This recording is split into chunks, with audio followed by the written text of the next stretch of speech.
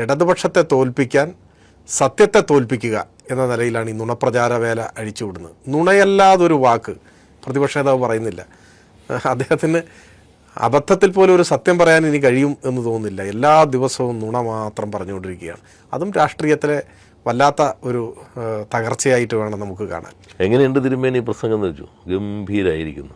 കല്ല് വച്ച നുണ സത്യമെന്ന മട്ടിൽ ഇത്രയും തന്മയത്വത്തോടെ പറയാൻ ഭൂലോകത്ത് വേറൊരാളും അങ്ങേപ്പോലും ഉണ്ടാവില്ല. ഇതാണ് അംഗീകാരം. ഇത് ബാലഗോപാൽ സഭയിൽ പറഞ്ഞു വന്ന് ഞങ്ങൾ ഇരുന്നതിന് ശേഷം കമ്മ്യൂണിസ്റ്റുകാരെ തോൽപ്പിക്കാൻ ഏത് സന്ധിയും നടത്താൻ കോൺഗ്രസും വ്യത്യസ്ത സ്വഭാവത്തിലുള്ള വർഗീയതകളും ഒരു കാലത്തും പഠിച്ചിട്ടില്ല. മനുഷ്യരുടെ ഇച്ഛാശക്തി മഹാപർവ്വതങ്ങളുടെ പോലും ഗതി മാറ്റും എന്നൊക്കെ പറയാറുണ്ട്. രാഷ്ട്രീയ ഇച്ഛാശക്തി പ്രധാനമാണ്, അത് ഉണ്ടാവുക എന്നത് പ്രധാനമാണ്. ഇതിന് ഇപ്പോൾ പ്രതിപക്ഷ നേതാവ് പറഞ്ഞത് വളരെ സത്യസന്ധമായി പറഞ്ഞ ഒരു ഭാഗമുള്ളൂ. അത് കുറേ കാലം അറിയാമല്ലോ. അത് ഞങ്ങളുടെ നരേറ്റീവ് കഴിഞ്ഞൊന്ന് വിജയിച്ചു എന്നുള്ളതാണ്. ഇപ്പോൾ നികേഷ് ശേഖർ ഒരു മാധ്യമ പ്രവർത്തകൻ എന്ന നിലയിൽ അറിയാം. നരേറ്റീവ് ഇപ്പോഴത്തെ പ്രൊപ്പഗൻഡ മിഷണറിയിൽ എന്ന് പറഞ്ഞാൽ നിർമ്മിതമായിട്ട് വരുന്നത്. അപ്പോൾ അവർ നരേറ്റീവ് രൂപപ്പെടുത്തി. ആ രൂപപ്പെടുത്തിയത് പഞ്ചായത്ത് തെരഞ്ഞെടുപ്പിൽ വിജയിച്ചു. ഇതാണ് അംഗീകാരം. ഇത് ബാലഗോപാൽ സഭയിൽ പറഞ്ഞു വന്ന് ഞങ്ങൾ ഇരുന്നതിന് ശേഷം. അപ്പോൾ പ്രതിപക്ഷ ശുഭത ഞാൻ കള്ളനാണെന്നാണോ നിങ്ങൾ വിളിക്കുന്നതെന്ന്. പക്ഷെ അന്ന് ഇത്രയും വന്നിട്ടില്ല. ഇപ്പോൾ സ്വരാജ് പറഞ്ഞ പോലെ അവസ്ഥയിലേക്ക് എത്തിയില്ല. പക്ഷേ ഇത് ഡീകൺസ്ട്രക്ട് ചെയ്യാൻ വലിയ പാടാണ്. ഇപ്പോഴും അത് ചോദിക്കുമ്പോൾ പ്രതിപക്ഷ നേതാവ് പറയുന്നത് ഞാൻ ഏതൊരു പുസ്തക പ്രകാശനത്തിലും അതല്ലല്ലോ കഥ. പുസ്തക പ്രകാശനം വേറെ, അത് വേറെ ചർച്ച ചെയ്യാം. ഇത് ഗോൾവൾക്കറുടെ ജന്മശതാബ്ദി ഉദ്ഘാടനം ചെയ്യാൻ പ്രതിപക്ഷ നേതാവ് നേരിട്ട് പോകുന്നു RSSൻ്റെ വേദിയിൽ. അപ്പോൾ KPCC പ്രസിഡൻ്റായിരുന്ന നേതാവ് പറയുന്നു കേരളത്തിലേക്ക് കടന്നു വന്നാലും സ്ഥിതി ഇതാണ്. കേരളത്തിലും UDF അധികാരത്തിലിരിക്കുമ്പോൾ കോൺഗ്രസിൻ്റെ എണ്ണം പറഞ്ഞ നേതാക്കന്മാർ മുഖ്യമന്ത്രിമാരായിരിക്കുമ്പോഴെല്ലാം ഇവിടെ വർഗീയ അസ്വാസ്ഥ്യങ്ങൾ ഉണ്ടാകുന്നു, പോലീസ് വെടിവെപ്പുകൾ ഉണ്ടാകുന്നു. BJP എതിർക്കുന്നു എന്ന പോലെ കോൺഗ്രസ് അതിനകത്ത് വന്നേയില്ല. കോൺഗ്രസ് ആ ചർച്ചകളിൽ വന്നിട്ടില്ല. കോൺഗ്രസ് അത് സംബന്ധിച്ച് പ്രതികരിച്ചിട്ടില്ല. ഇങ്ങനൊരു സംഗതി ആവശ്യമാണെന്നോ ഞങ്ങളിപ്പോൾ നിയമസഭയിൽ ഇന്നെന്ന കാരണം കൊണ്ട് ഞങ്ങൾ പങ്കെടുക്കുന്നില്ലെങ്കിലും ഞങ്ങൾ ഇങ്ങനൊരു ബില്ലിനെ പിന്തുണയ്ക്കുന്നു എന്ന് ഒരു ചെറിയ മറമരം പോലെ ഒരു പ്രതികരണം പോലും കോൺഗ്രസിൻ്റെ ഒരു നേതൃത്വത്തിൽ നിന്നും വന്നിട്ടില്ല. എന്നോടൊപ്പം CPIM കേന്ദ്ര കമ്മിറ്റി അംഗവും വ്യവസായ മന്ത്രിയുമായ P. രാജീവ്, CPIM സംസ്ഥാന സെക്രട്ടേറിയറ്റ് അംഗമായ M. സ്വരാജ് എന്നിവരാണുള്ളത്. ആദ്യം ശ്രീ P. രാജീവ്, നോക്കൂ, സർക്കാരിനെ വലിച്ച് താഴെയിട്ട് കളയുമെന്നാണ് അമിത്ഷാ ഒരു ഘട്ടത്തിൽ പറഞ്ഞത്. അതിനെതിരെ മുഖ്യമന്ത്രി പിണറായി വിജയൻ നേരിട്ട് പ്രതികരിക്കും. അത് കഴിഞ്ഞതിന് ശേഷം അതിനൊന്നുള്ള ശേഷി ആ തടിക്കുണ്ട് തോന്നുന്നു.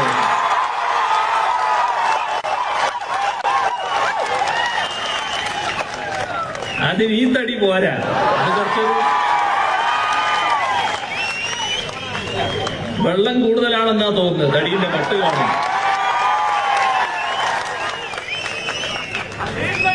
പിന്നെ അമിത്ഷാ അതൊക്കെ അങ്ങ് ഗുജറാത്തിലും മറ്റും പ്രയോഗിച്ചാണ്. ഈ RSSന്റെ എല്ലാ വെല്ലുവിളികളെയും അതിജീവിച്ചാണ് 10 വർഷത്തെ ഭരണം ഇപ്പോൾ പൂർത്തിയാക്കിക്കൊണ്ടിരിക്കുന്നത്.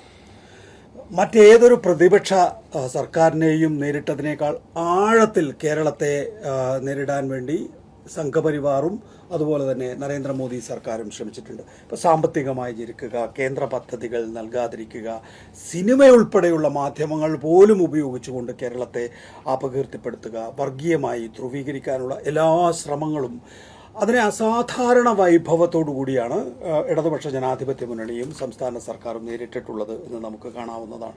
ഇപ്പോൾ ഉദാഹരണത്തിന് മദ്യനയത്തിൻ്റെ വിഷയത്തിൽ അരവിന്ദ് കെജ്രിവാൾ 153 ദിവസത്തെ ജയിൽവാസത്തിന് ശേഷം പുറത്തിറങ്ങുമ്പോൾ നമ്മൾ ഓർക്കുന്ന പഴയ രാഹുൽ ഗാന്ധിയുടെ ഒരു പ്രസംഗമുണ്ടല്ലോ.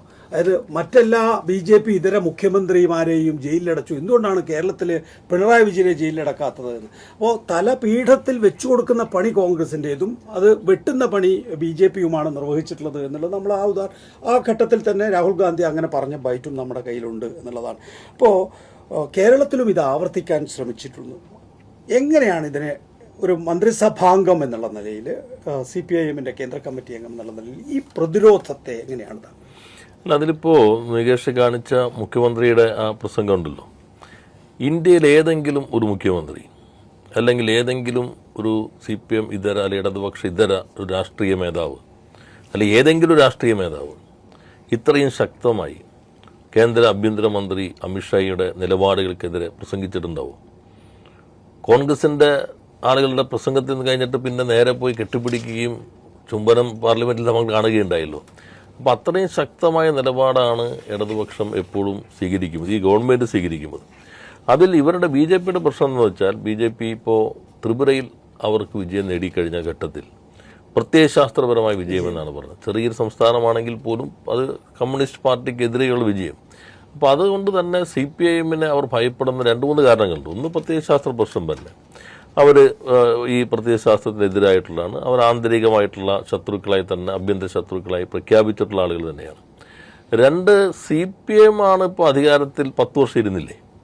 ഈ 10 വർഷം കേരളം ഒരു ധ്രുവീകരണത്തിനും വഴിയൊരുക്കിയില്ല, ഒരു വർഗീയ കലാപവും നടന്നില്ല. അവരുടെ അജണ്ടകൾ വഴി വേണമെങ്കിൽ വർഗീയ കലാപങ്ങളിലേക്ക് വഴിതെറ്റി വീഴാവുന്ന ചില സന്ദർഭങ്ങൾ ഉണ്ടായപ്പോൾ പോലും ഗവൺമെൻറ് സ്വീകരിച്ച ശക്തമായ നിലപാടുകളും നടപടികളും മൂലം അത്തരം കാര്യങ്ങളൊന്നും കേരളത്തിലുണ്ടായില്ല. അപ്പോൾ 3, ഇനിയിപ്പോൾ എങ്ങനെ അധികാരത്തിലോ ഈ ധ്രുവീകരണം വഴിയുള്ള കാര്യത്തിലേക്ക് അവർക്ക് വിജയിക്കാൻ കഴിയുന്നില്ല. പിന്നെ കോൺഗ്രസ് ആണെങ്കിൽ കുറച്ച് സൗകര്യമുണ്ട്. കോൺഗ്രസ് തോൽക്കുന്ന കോൺഗ്രസിനേക്കാളും മതനിരപേക്ഷ കേരളം ഭയപ്പെടേണ്ടത് ജയിക്കുന്ന കോൺഗ്രസിനെയാണ്. തോറ്റ കോൺഗ്രസ് ഒരാൾ അങ്ങോട്ട് പോയി ഇങ്ങോട്ട് പോയുള്ള പ്രശ്നമല്ല ഉള്ളത്. നമ്മുടെ മുൻപിലുള്ള അനുഭവങ്ങൾ ഇപ്പോൾ ആസാമിലെ മുഖ്യമന്ത്രിയുടെ കണ്ടല്ലോ, വെടിവെച്ച് ദൃശ്യം, ആ ദൃശ്യത്തിനെ അംഗീകരിക്കുന്ന ഒരു മാനസികാവസ്ഥ അയാളിൽ രൂപപ്പെട്ടത് എങ്ങനെയാണ്? അതാണ് നേരത്തെ നികേഷ് ചോദിച്ച തല വെച്ച് കൊടുത്തിട്ട് ആ മാനസികാവസ്ഥ രൂപപ്പെടുത്തി കൊടുത്തത് കോൺഗ്രസ് ആണ് അങ്ങനെ മാനസികാവസ്ഥ ഒരാളെ രൂപപ്പെടുത്തി കൊടുത്തത്. അപ്പോൾ അത്തരം ഘട്ടത്തിൽ ഇടതുപക്ഷമാണ് ഇതിനൊന്നും വഴങ്ങാതെ നിൽക്കുന്നത്. ജയിച്ച കോൺഗ്രസിനെ വെച്ച് നേരത്തെ 30 സീറ്റ് കിട്ടിയാൽ പോലും ഭരണം കിട്ടുമെന്ന് പറഞ്ഞൊരു കേവല ഒരു തമാശയായിട്ടല്ല, ഈ അജണ്ട മനസ്സിലുള്ളത് കൊണ്ടാണ്. ഇടതുപക്ഷം എന്നുള്ളത് BJP നന്നായി ഭയപ്പെടുന്ന ഒന്നാണ്. കോൺഗ്രസ് ഇപ്പോൾ വഴി വെട്ടിക്കൊണ്ടിരിക്കുന്നത് BJPക്ക് വേണ്ടിയാണ്. അതാണ് ഇപ്പോഴത്തെ അവരുടെ ഇപ്പോൾ ഈ പ്രശ്നങ്ങളിലെല്ലാം കാണുന്നത്. നിങ്ങൾ ചർച്ച ചെയ്യുമ്പോൾ തന്നെ ക്ഷേത്ര പ്രശ്നം, ഇപ്പോൾ ആദ്യമായി രാമരാജ്യം എന്ന മുദ്രാവാക്യം തെരഞ്ഞെടുപ്പിൽ ഉയർത്തുന്നത് BJP അല്ല, ഇന്ത്യയിൽ രാജീവ് ഗാന്ധിയാണ്. രാജീവ് ഗാന്ധി ലോക്സഭാ തെരഞ്ഞെടുപ്പിന്റെ പ്രചരണം ഉദ്ഘാടനം ചെയ്യാൻ ഉദ്ദേശിച്ചിരുന്ന സ്ഥലം മാറ്റിയിട്ടാണ് ഫൈസാബാദിലേക്ക് പോകുന്നത്. അത് മണിശങ്കർ അയ്യർ തന്നെ അന്നത്തെ പ്രസംഗം താൻ എഴുതി കൊടുത്ത പ്രസംഗമല്ല അവിടെ വായിച്ചതെന്ന്. പിന്നെ ഇന്നല്ല, ഈ വിവാദങ്ങളൊന്നും ഇല്ലാതിരുന്ന, അല്ലെങ്കിൽ കോൺഗ്രസിൽ നിന്ന് അകലാതിരുന്ന ഒരു കാലത്ത് പോലും അദ്ദേഹം സാക്ഷ്യപ്പെടുത്തിയിട്ടുണ്ട്. അവിടെ വെച്ചാണ് രാമരാജ്യം പ്രഖ്യാപിച്ചത്. അതിനു മുൻപാണ് ശിലാന്യാസത്തിന് അനുമതി നൽകിയത്, അതിനു മുൻപാണ് താക്കോല് തുറക്കാൻ കൊടുത്തത്. അതിന് നേട്ടമാരുണ്ടാക്കി. ഇപ്പം ഇവിടെ ക്ഷേത്ര രാഷ്ട്രീയം കൊണ്ടുവരുന്നതും BJPക്ക് വരാനുള്ള ഒരു അവസരം ഒരുക്കാനാണ്. അതിനെ പ്രതിരോധിക്കുക എന്നുള്ളത് എല്ലാ മതനിരപേക്ഷ ശക്തികളെയും ചേർത്ത് വെച്ചുകൊണ്ട് മുന്നോട്ട് പോകാനാണ് ഗവൺമെൻറ് ശ്രമിക്കുന്നത്. ഗവൺമെൻറ് എല്ലാവരുടേതുമാണ് എന്നതാണ് കഴിഞ്ഞ 10 കൊല്ലത്തെ ശരിയായ അനുഭവം എന്നുള്ളത്. ശ്രീ സ്വരാജ്, ന്യൂനപക്ഷത്തിനൊപ്പം ചേർന്നുകൊണ്ട് നിൽക്കാൻ CPIMനും ഇടതുപക്ഷ ജനാധിപത്യ മുന്നണിക്കും കഴിഞ്ഞിട്ടുണ്ടോ? കൊലപാതകം, അപഹരണം, നിയമവിരുദ്ധമായ പിന്തുടരൽ, ഇങ്ങനെയുള്ള ഗുരുതരമായ കേസുകളൊക്കെ നേരിടേണ്ടി വന്നത് ആരായിരുന്നതും സ്വയം അമിത്ഷാ ഒന്ന് ചിന്തിക്കണം. ഇടതുപക്ഷ ജനാധിപത്യ മുന്നണിക്കെതിരായിട്ടുണ്ടായിട്ടുള്ള ആക്രമണങ്ങളെ കൃത്യമായി പേര് പറഞ്ഞുകൊണ്ട് പ്രതിരോധിക്കുന്നതിന് ഒരിക്കലും മടി കാണിച്ചിട്ടില്ല CPIM എന്നാണോ അതിൽ നിന്ന് നമ്മൾ കാണേണ്ടത്? ഈ കാണിച്ച ദൃശ്യങ്ങളുടെയൊക്കെ ഒരു ഭാഗമായി തന്നെ നമ്മുടെ മനസ്സിൽ വരേണ്ട ഒരു ദൃശ്യമാണ്. ഇപ്പോൾ കുറച്ച് വർഷങ്ങൾക്ക് മുൻപ് മധ്യപ്രദേശിലെ ഉജ്ജയിനിയിൽ വെച്ച് നടന്ന RSSൻ്റെ ഒരു വലിയ സമ്മേളനം. ആ സമ്മേളനത്തിൽ ലോകസഭാംഗങ്ങളായ BJP നേതാക്കന്മാരുടെ സാന്നിധ്യത്തിലാണ് RSSൻ്റെ ഒരു നേതാവ്, ഞാൻ അയാളുടെ പേരിപ്പോഴും ഓർത്തിരിക്കുന്നുണ്ട്, കുന്ദൻ ചന്ദ്രാവത്ത്, അദ്ദേഹം പരസ്യമായ ഒരു ആഹ്വാനം നടത്തുകയുണ്ടായി. ആ ആഹ്വാനം മറ്റൊന്നുമല്ല, പിണറായി വിജയൻ്റെ തല അറുത്തു കൊണ്ടുവന്നാൽ അങ്ങനെ കൊണ്ടുവരുന്ന ആൾക്ക് 1 കോടി രൂപ ഇനാം ഞങ്ങൾ നൽകും എന്നാണ്. സമീപകാലത്തൊന്നും അങ്ങനെ ഒരു പ്രഖ്യാപനം, ഒരു ആഹ്വാനം ഇന്ത്യ കേട്ടിട്ടില്ല. ഒരു സംസ്ഥാന മുഖ്യമന്ത്രിയുടെ തല അറുത്തു കൊണ്ടുവരുന്ന ആൾക്ക് ഇനാം പ്രഖ്യാപിക്കുകയാണ്. ഇപ്പോൾ കോൺഗ്രസിൻ്റെ എത്രയോ നേതാക്കന്മാർ കേരളത്തിലും ദേശീയ തലത്തിലുമുണ്ട്. ഇങ്ങനെയൊരു ആഹ്വാനം അവർക്കാർക്കും നേരിടേണ്ടി വന്നിട്ടേയില്ല. അതിൻ്റെ ഏക കാരണമെന്ന് പറഞ്ഞാൽ സംഘപരിവാർ ഭീകരതയെ ഒരു മടിയും കൂടാതെ എതിർക്കുന്ന, നേരിട്ട് കടന്നാക്രമിക്കുന്ന, അതിനെതിരെ പ്രതിരോധം തീർക്കുന്നതിന് നേതൃത്വം കൊടുക്കുന്ന ആളാണ് കേരളത്തിൻ്റെ മുഖ്യമന്ത്രി. CPIM ഇടതുപക്ഷം എന്നുള്ളതാണ് വസ്തുത. ആ യാഥാർത്ഥ്യം നിലനിൽക്കുമ്പോഴാണ് കേരളത്തിൽ ഇപ്പോൾ ഒരു പ്രചാരവേല ആരംഭിച്ചിരിക്കുകയാണ്. അതിന് നേതൃത്വം കൊടുക്കുന്നത് ജമാഅത്തെ ഇസ്ലാമിയും ലീഗും UDF ആകെ തന്നെയുമാണ്, കോൺഗ്രസ്സൊക്കെ ഇവരെല്ലാം ഒന്നു ചേർന്നിട്ടാണ്. അതിനൊരു ചരിത്ര പശ്ചാത്തലം കൂടിയുണ്ട്. ഇന്ത്യയിലെ മുസ്ലിം ന്യൂനപക്ഷം പൊതുവിൽ കോൺഗ്രസ്സിൽ വിശ്വാസം അർപ്പിച്ചിരുന്നു, നമുക്ക് കാണാൻ കഴിയും. സ്വാതന്ത്ര്യലബ്ധിക്ക് ശേഷം പൊതുവിൽ അങ്ങനെ ഒരു സാഹചര്യം ഉണ്ടായിരുന്നു. കോൺഗ്രസിൻ്റെ ദേശീയ നേതൃത്വത്തിലും തലയെടുപ്പുള്ള മുസ്ലിം നേതാക്കന്മാരുണ്ടായിരുന്നു. ഇന്ത്യയിൽ പല സംസ്ഥാനങ്ങളിലും ദേശീയ മുസ്ലിങ്ങളെന്നൊക്കെ അറിയപ്പെടുന്ന കോൺഗ്രസിൻ്റെ മുസ്ലിം നേതാക്കന്മാർ മുഖ്യമന്ത്രിമാരായും വന്നിരുന്നു. എന്നാൽ പോകെ പോകെ ഇന്ത്യയിലെ മുസ്ലിം ജനസാമാന്യം കോൺഗ്രസ് വിശ്വസിക്കാൻ കൊള്ളാത്ത ഒരു പാർട്ടിയാണ് എന്ന് തിരിച്ചറിഞ്ഞു. അതിന് കുറേ കാരണങ്ങളുണ്ട്. ഞാൻ വിസ്താരഭയം കൊണ്ട് അതിലേക്കാകെ പോകുന്നില്ല. പ്രത്യേകിച്ച് രാജീവ് ഗാന്ധിയുടെ കാലത്താണ്. ഇപ്പോൾ ബോഹോട്സിൻ്റെയൊക്കെ ഒരു ആരോപണത്തിൽ നേരിട്ട് നിൽക്കുന്ന സമയത്താണ്, ഒരു പ്രതിച്ഛായ നഷ്ടത്തിൽ നിൽക്കുമ്പോഴാണ് നാഗ്പൂർ MP ആയിരുന്ന രാമജന്മഭൂമി ക്യാമ്പയിൻ്റെയൊക്കെ നേതൃത്വം കൊടുത്തിരുന്ന ആളാണ് കോൺഗ്രസിൻ്റെ നേതാവ് ബൻവാരിലാൽ പുരോഹിത്. അദ്ദേഹത്തെയാണ് ഒരു ഇടനിലക്കാരനായി രാജീവ് ഗാന്ധി RSS സർസംഘചാലകൻ്റെ അടുത്തേക്ക് അയച്ച് ശിലാന്യാസം നടത്താൻ ഞങ്ങൾ സമ്മതിക്കാം, ഞങ്ങളെ പിന്തുണയ്ക്കണം എന്നാവശ്യം മുൻപോട്ട് വെക്കുന്നത്. അതൊക്കെ വിശദീകരിക്കുന്ന ധാരാളം പുസ്തകങ്ങളൊക്കെ ഇറങ്ങിയിട്ടുണ്ട്. അതിനെ തുടർന്ന് ശിലാന്യാസം നടന്നു. അത് പിന്നീട് 92-ൽ ബാബറി മസ്ജിദിൻ്റെ പൊളിക്കുന്നതിലേക്ക് നയിച്ചു, തകർച്ചയിലേക്ക് നയിച്ചു. ഈ അനുഭവങ്ങളെല്ലാം ഇന്ത്യയിലെ മുസ്ലിം ജനസാമാന്യത്തെ ഇരുത്തി ചിന്തിപ്പിച്ചിട്ടുണ്ട്. അതിൻ്റെ ഭാഗമായി രാജ്യത്തിൻ്റെ പല ഭാഗത്തും കോൺഗ്രസ്സിൽ അർപ്പിച്ചിരുന്ന വിശ്വാസം മുസ്ലിം ന്യൂനപക്ഷത്തിൻ്റെ വിശ്വാസത്തിന് ഇളക്കം തട്ടി. ഇപ്പോൾ ഇന്ത്യയിൽ ഏറ്റവും കൂടുതൽ മുസ്ലിങ്ങളുള്ളത് UP-യിലല്ലേ. ഇപ്പോൾ UP-യിൽ കോൺഗ്രസിൻ്റെ സ്ഥിതി എന്താണ്? ആസാമിൽ, അങ്ങനെ ഓരോ സംസ്ഥാനം എടുത്താൽ, ബംഗാളിൽ, ഓരോ സംസ്ഥാനങ്ങൾ നമ്മൾ എടുത്തു കഴിഞ്ഞാൽ അതെല്ലാം പോയി, എല്ലാം പോയി. അപ്പോൾ കേരളത്തിലേക്ക് കടന്നു വന്നാലും സ്ഥിതി ഇതാണ്. കേരളത്തിലും UDF അധികാരത്തിലിരിക്കുമ്പോൾ കോൺഗ്രസിൻ്റെ എണ്ണം പറഞ്ഞ നേതാക്കന്മാർ മുഖ്യമന്ത്രിമാരായിരിക്കുമ്പോഴെല്ലാം ഇവിടെ വർഗീയ അസ്വാസ്ഥ്യങ്ങൾ ഉണ്ടാകുന്നു, പോലീസ് വെടിവെപ്പുകൾ ഉണ്ടാകുന്നു, നിരപരാധികളായ മനുഷ്യർ കൊല്ലപ്പെടുന്നു. സിറാജുന്നീസയെ വെടിവെച്ച് പോകുന്നത് പാലക്കാട്ട് വെച്ചാണ്, കേരളത്തിലെ പോലീസ് വെടിവെച്ച് പോകുന്നതാണ്. തൊട്ടടുത്ത് ഇപ്പോൾ കർണാടകയിലേക്ക് നോക്കിയാൽ കർണാടകയിൽ കോൺഗ്രസ്സാണ്. ഈ അടുത്ത സമയത്തല്ലേ മംഗലാപുരത്ത് നമ്മുടെ മലയാളിയായ അഷ്റഫ് കൊല്ലപ്പെട്ടു. മൃഗീയമായി പട്ടാപ്പകൽ അടിച്ചു കൊന്നുകളഞ്ഞു അഷ്റഫിനെ. തൊട്ട് മുൻപാണ് കർണാടകയിൽ തന്നെ ഇദ്രീസ് പാഷ പശുവിൻ്റെ പേരിലാണ് കൊല്ലുന്നത്. നമ്മുടെ അതിർത്തിക്കപ്പുറം വരെ എത്തി നിൽക്കുന്നു. കോൺഗ്രസിൻ്റെ ഗവൺമെൻറ് ഈ സംഘപരിവാർ വിധേയത്വം, RSS പ്രീണനം ആണ് ഇവിടങ്ങളിലൊക്കെ കാഴ്ചവെച്ചുകൊണ്ടിരിക്കുന്നത്. അത് ജനങ്ങൾ തിരിച്ചറിയുന്നു, ന്യൂനപക്ഷങ്ങൾ തിരിച്ചറിയുന്നു എന്ന ഘട്ടം വന്നപ്പോൾ കേരളത്തിൽ ജമാഅത്തെ ഇസ്ലാമി, മുസ്ലിം ലീഗ്, കോൺഗ്രസ് ഒക്കെ കൂടിയിരുന്ന് ആലോചിച്ച് ഒരു കെട്ടുകഥ വിശ്വസനീയമെന്ന നിലയിൽ പ്രചരിപ്പിക്കുകയാണ്. ഒരിക്കലും സംഭവിക്കാത്ത, ഒരാൾക്കും ചിന്തിക്കാനാവാത്ത ഒന്നാണ് വർഗീയതയോട് ഇടതുപക്ഷം എന്തെങ്കിലും ഒരു വിട്ടുവീഴ്ച ചെയ്യുന്നത്. ആവാം, എന്തുമാവാം. പക്ഷെ ഇതാരും ഒരാൾക്കും ചിന്തിക്കാനാവില്ല. പക്ഷെ അവർ തന്നെ അത് പ്രചരിപ്പിക്കുകയാണ്, ആവർത്തിച്ച് പ്രചരിപ്പിക്കുകയാണ്.